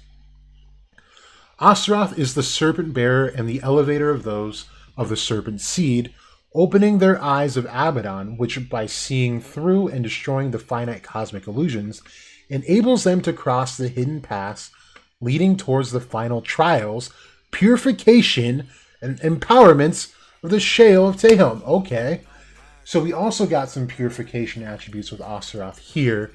And the eye enables them to look into these final trials. Sounds very familiar, like 2 guys we know. in order to finally rise as snakes turned into dragons and become as one with the 11.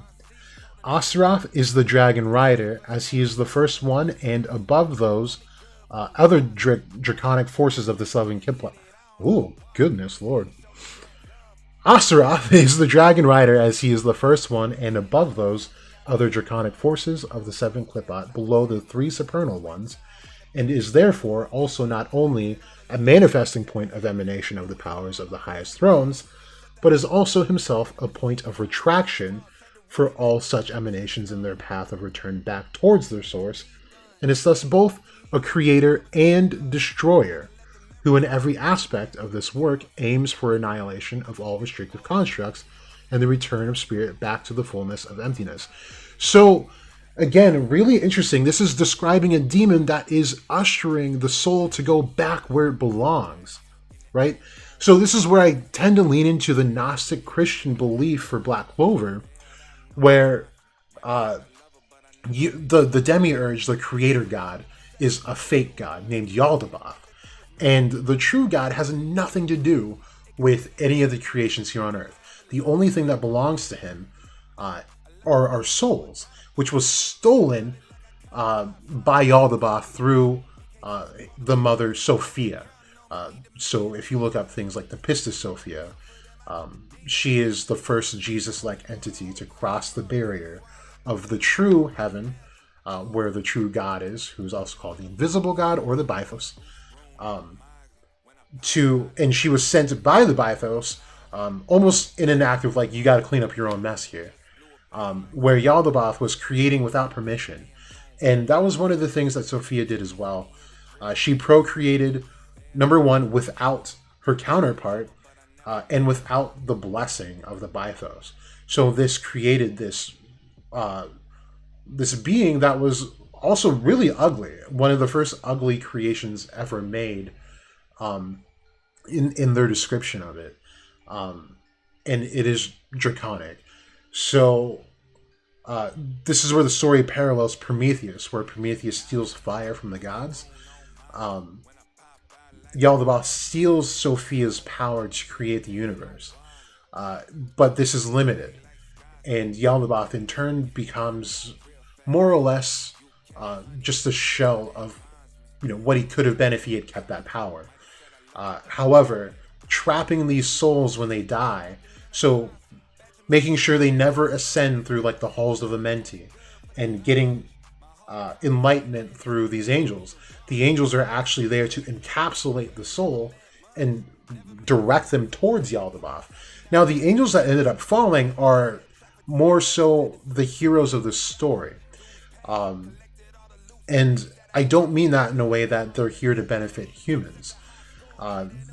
So when we get this story, mostly in Christianity, that they're out to destroy humanity, it is because man was created in God's image, right? So our image is like Yaldabaoth's, which means we are inherently evil, and our souls do not belong to Yaldabaoth. So this path of enlightenment through sinning, which is the left-hand path of magic, seems to be the route in which true gnosis is attained, whereas on the right-hand path, they don't really talk about that kind of enlightenment. And when you do, like, an actual physical death has to happen, whereas on the left-hand path, it doesn't need to be as physical. Now, you'll go into a state of death, but not death itself.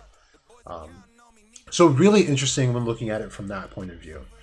But I do like how they're describing Astaroth here, because Astaroth is really the door between the abyss and actual manifestation. So to use Astaroth as a creator and a destroyer at the same time makes a lot of sense, and using time magic to depict that is actually really good, because time does give birth to things, but there is an end time for every single thing in existence, which is the destructive force of it. So actually a really, really cool little description here. Okay, let's see. Read that. Okay, we did just read that part. And that was that. The seal and the key of Astaroth. That's a really cool one, actually. This... Let's see. Huh. These are actually very, very cool. Sigils. Interesting. Okay. Let's see. Where else are you mentioned, Astaroth? Didn't we just read that? Did I go up? Astaroth, yeah, we did just read that. Okay. Let's see. Where else? Where else? Where else? Oh, whoa. What is this? Oh, these are the emissaries. Okay. The hostile one equipped by the shakers and blah blah blah. Burning them with the trident of fires, guys.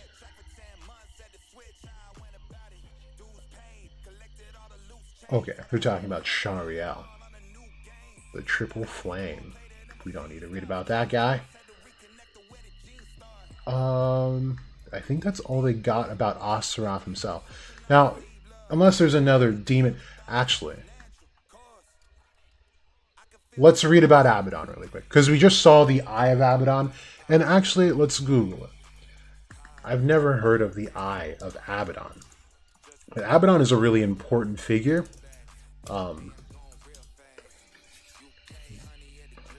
Oh, dude, she was so dope in Supernatural. This is her. This also gave birth to one of my favorite scenes ever. Where Aleister Crowley in that series is a demon, and demons don't have like feelings and stuff like that. But when injected with human blood consistently over time, they become more human. And Crowley, for the first time, exhibits a want to be loved and appreciated, it was a really powerful scene, really, really powerful. And okay, let's see what Wiki's got, I guess. I'll see what you guys are saying in here.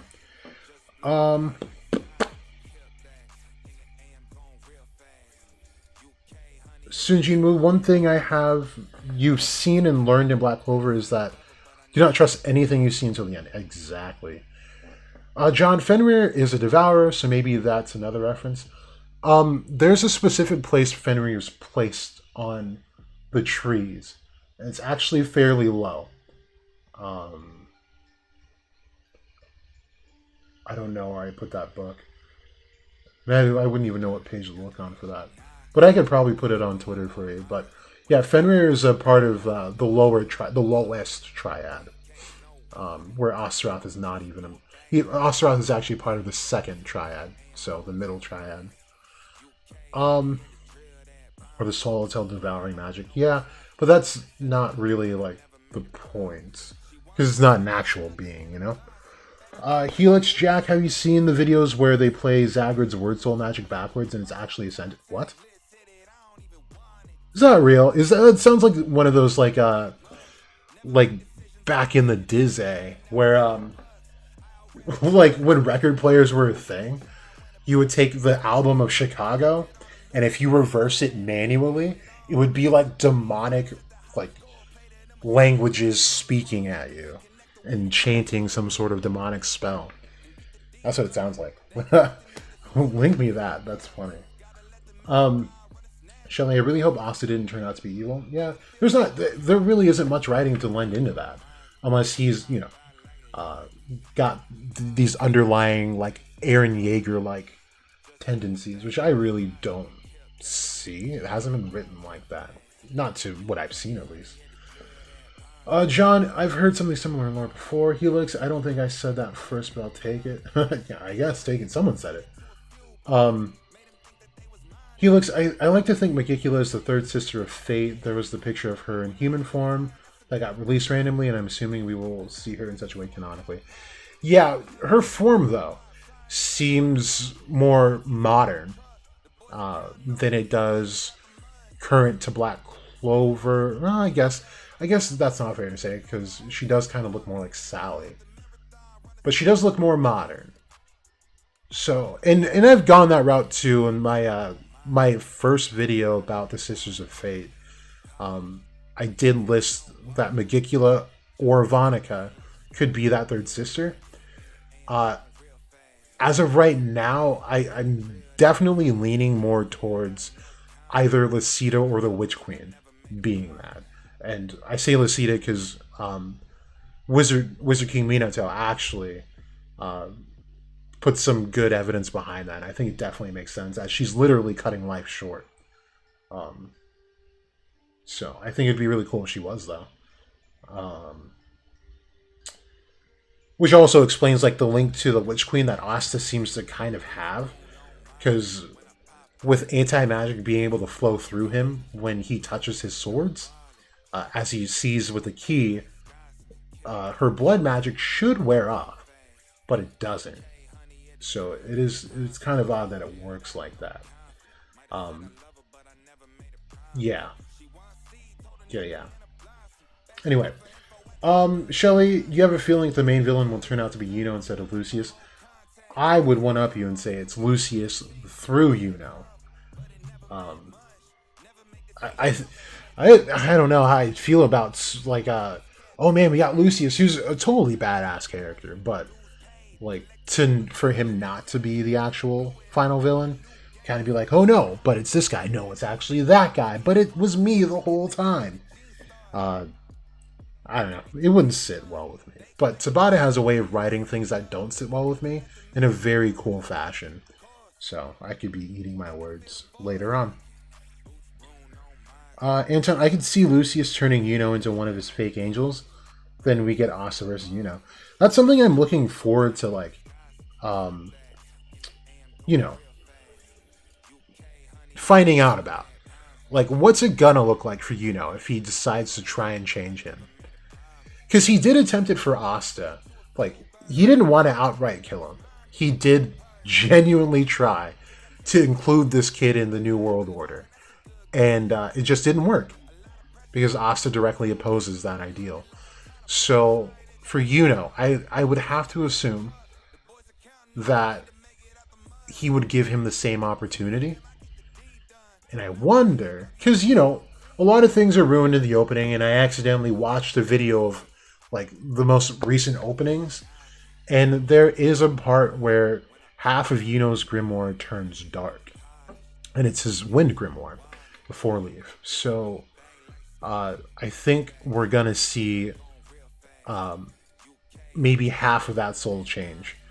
And I've already had that theory that if he tries to change an elf's soul, that he could probably make them into a supreme devil. And if the underworld is lacking in supreme devils, then that would actually be really cool to, I think he has to know that the devils are needed for balance. I will stand on the fact that the devils and the attributes that they have are being used by the channel of Clipbot to sustain the universe. So things like gravity. The world needs gravity, which means we need someone to be able to use, like, draw that power out of, to be able to do it. Or to be able to have gravity. Just like in Norse mythology. They say without Freya, no one would ever know beauty because she is the goddess of beauty, and her existence allows for beauty to exist. Not that she's constantly shoveling in beauty into the world. It's just that she is the embodiment and the goddess of it, and from her all beauty comes from. So there's that. Kaguya fake out be bad. Yeah. I mean, there's a room for that, though. Especially if he's kept a demon like Beelzebub alive. There's nothing, absolutely nothing, in any of these sources where it says a devil will never be out for its own interests. It's going to look to screw the person over. And if he's contracted to a Dremelic right now, like, I'm telling you, he's being screwed over as we speak. And part of Asta getting sent to Hino could be partly due to Beelzebub himself. But to just take in the fact that, Dante Vonneguin's, I was saying that back then too, that they made a contract with the devil and are expecting to actually have a place among them is ridiculous. Because what did they think was going to happen when they came out? Number one, do their contracts still uphold?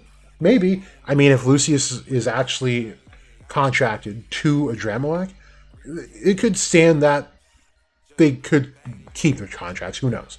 I would assume maybe not. And even if they did, the devil's going to want that power back. They don't want to be mooched off of. So killing them outright just seems like the best way. There was never a plan for Vonica, Dante, and Xenon. And as we saw with Megicula, she never planned on keeping Vonica alive to begin with. She was doomed from the start, from her contract. Can't really say much of the same about Xenon and Beelzebub, since their interactions seem to have been really limited, but it did seem that they did value each other and at least respect each other. But Lucifero and Dante, Lucifero did not care one bit about Dante. He was looking at where the grass was greener as Dante was losing his fight with Magna, and that's how he ended up with Morris. Then he jumped from Morris into the tree itself. So, these devils are not out for their best interests at all. So that was just something to keep in mind. Alright, so let's read a little bit about Abaddon and see what they mention about the eyes of Abaddon. So the Hebrew term Abaddon means destruction or doom, and its Greek equivalent is Apollyon, which is the destroyer. And they appear in the Bible as both a place of destruction and an angel of the abyss. In the Hebrew Bible, Abaddon is used with reference to a bottomless pit, often appearing alongside the place Sheol, meaning the resting place of dead people. In the book of Revelation of the New Testament, an angel called Abaddon is described as the king of an army of locusts. His name is first transcribed in the Koine Greek, whose name in Hebrew is Abaddon, and then translated as Apollyon in the Vulgate, or the Vulgate and the, I've never heard of that Bible, the Douai Rheims Bible?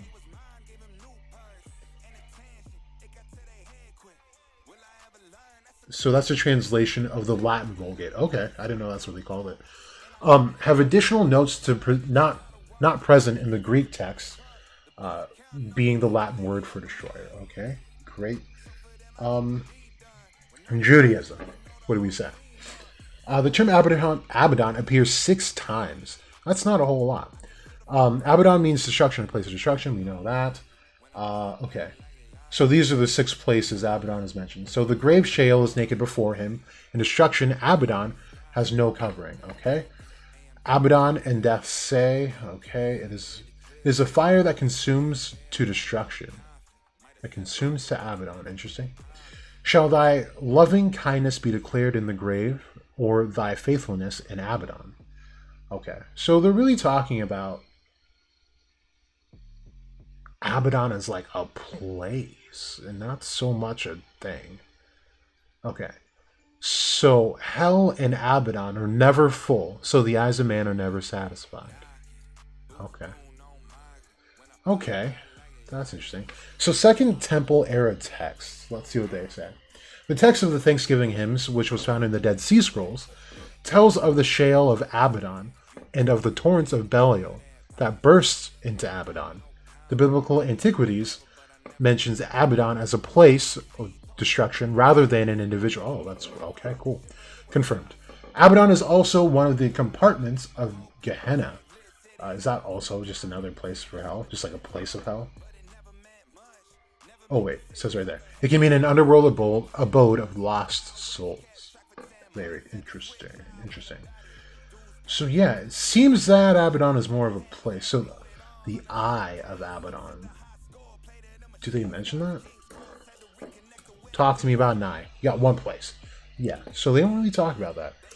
So that's just strictly a part of the Sitra Achra book. It's kind of interesting. Okay.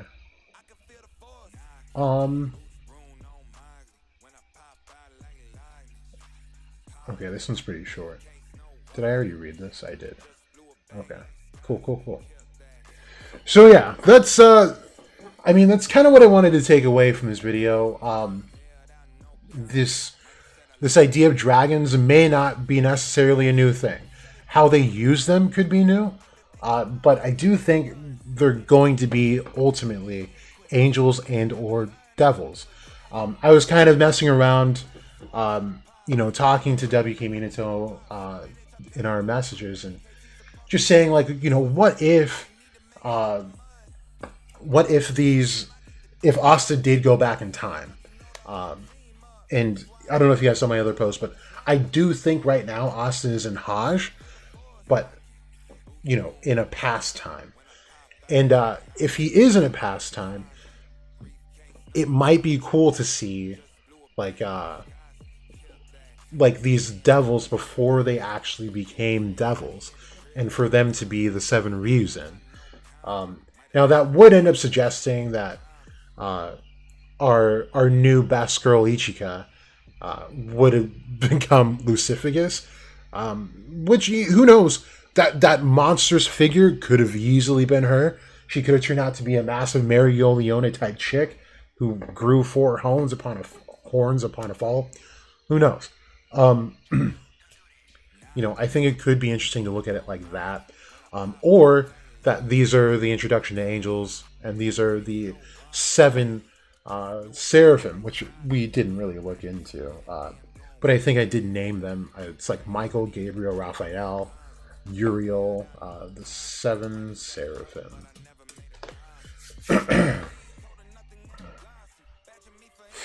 So Cherubim blue, Seraphim red, great. What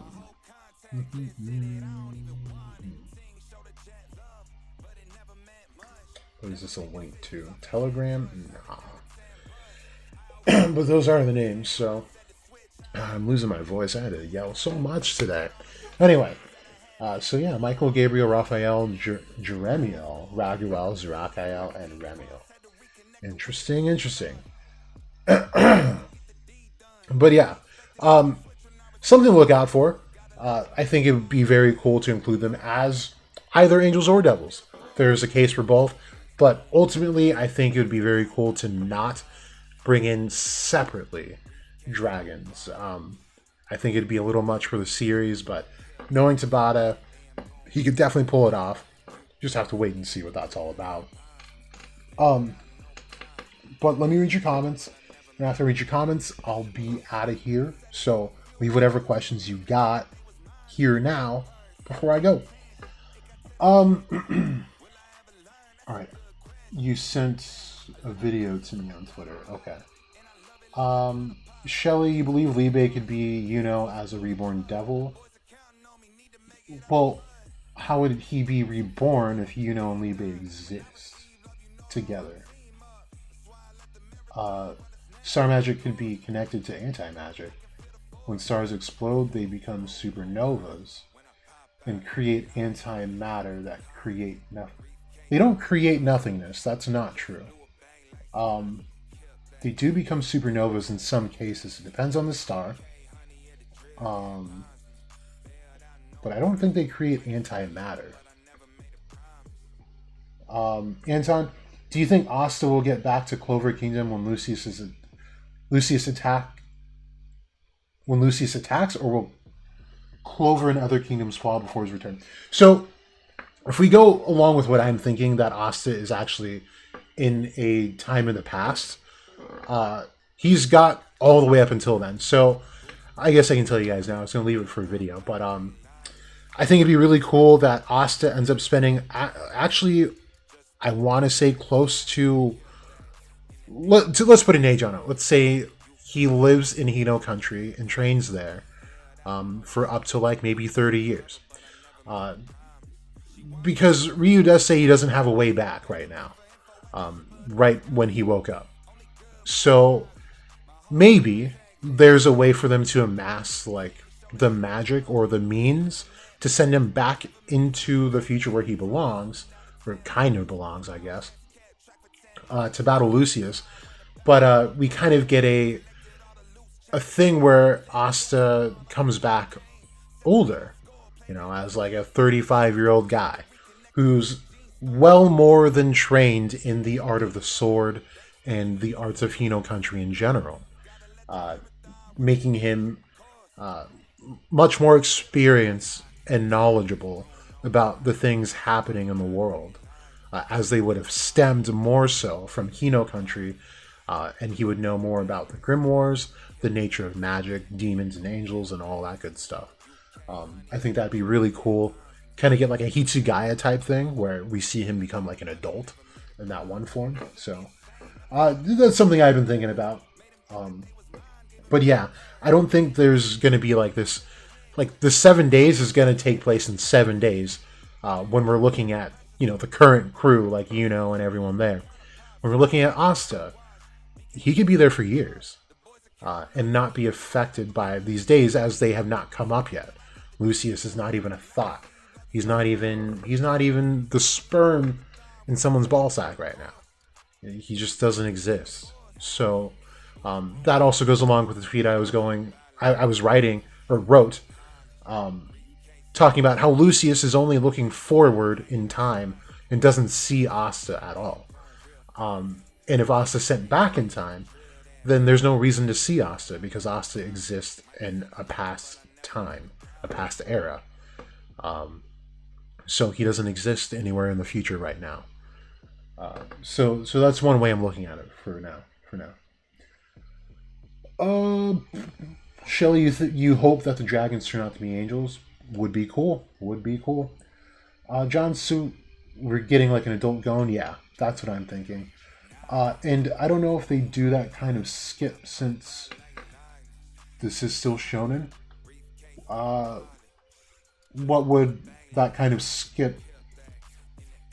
What does that have to do with it being shonen or not? Just a time skip. Not really a time skip, really, but like just a time play. But yeah. Anyway, hope you guys enjoyed this. I'm going to take off. Gotta get some sleep. Get ready for tomorrow. Still gotta eat. But thank you guys for tuning in. I should see you guys pretty soon. Gonna try and make an offline video about the traders in the Clover Kingdom that probably exist right now, that are not paladins. But we'll go over that when we go over that. But yeah, if there are any thoughts that you come up with, definitely leave in the comment section below, and I'll try to get to them. Although YouTube's been really bad about alerting me about your comments, so like at this point nothing is sending me notifications, and it sucks. But I get a bit too scatterbrained to check every now and again, but I will make an attempt, so I apologize. Anyway, thanks again. You guys have a great day, night, morning, whatever. Stay beautiful and kind, and do you. It's been Jack Goes to Go. You either know. Wait, don't go.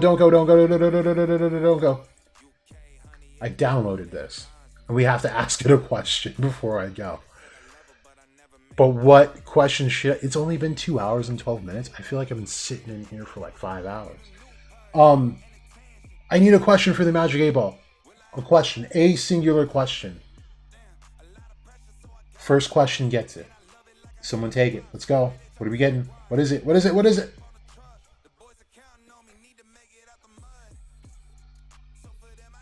That's not a question, Helix. That's a statement. We got no questions. Kidding me. You're kidding. Okay, let's see. Will Jack get a question in the chat?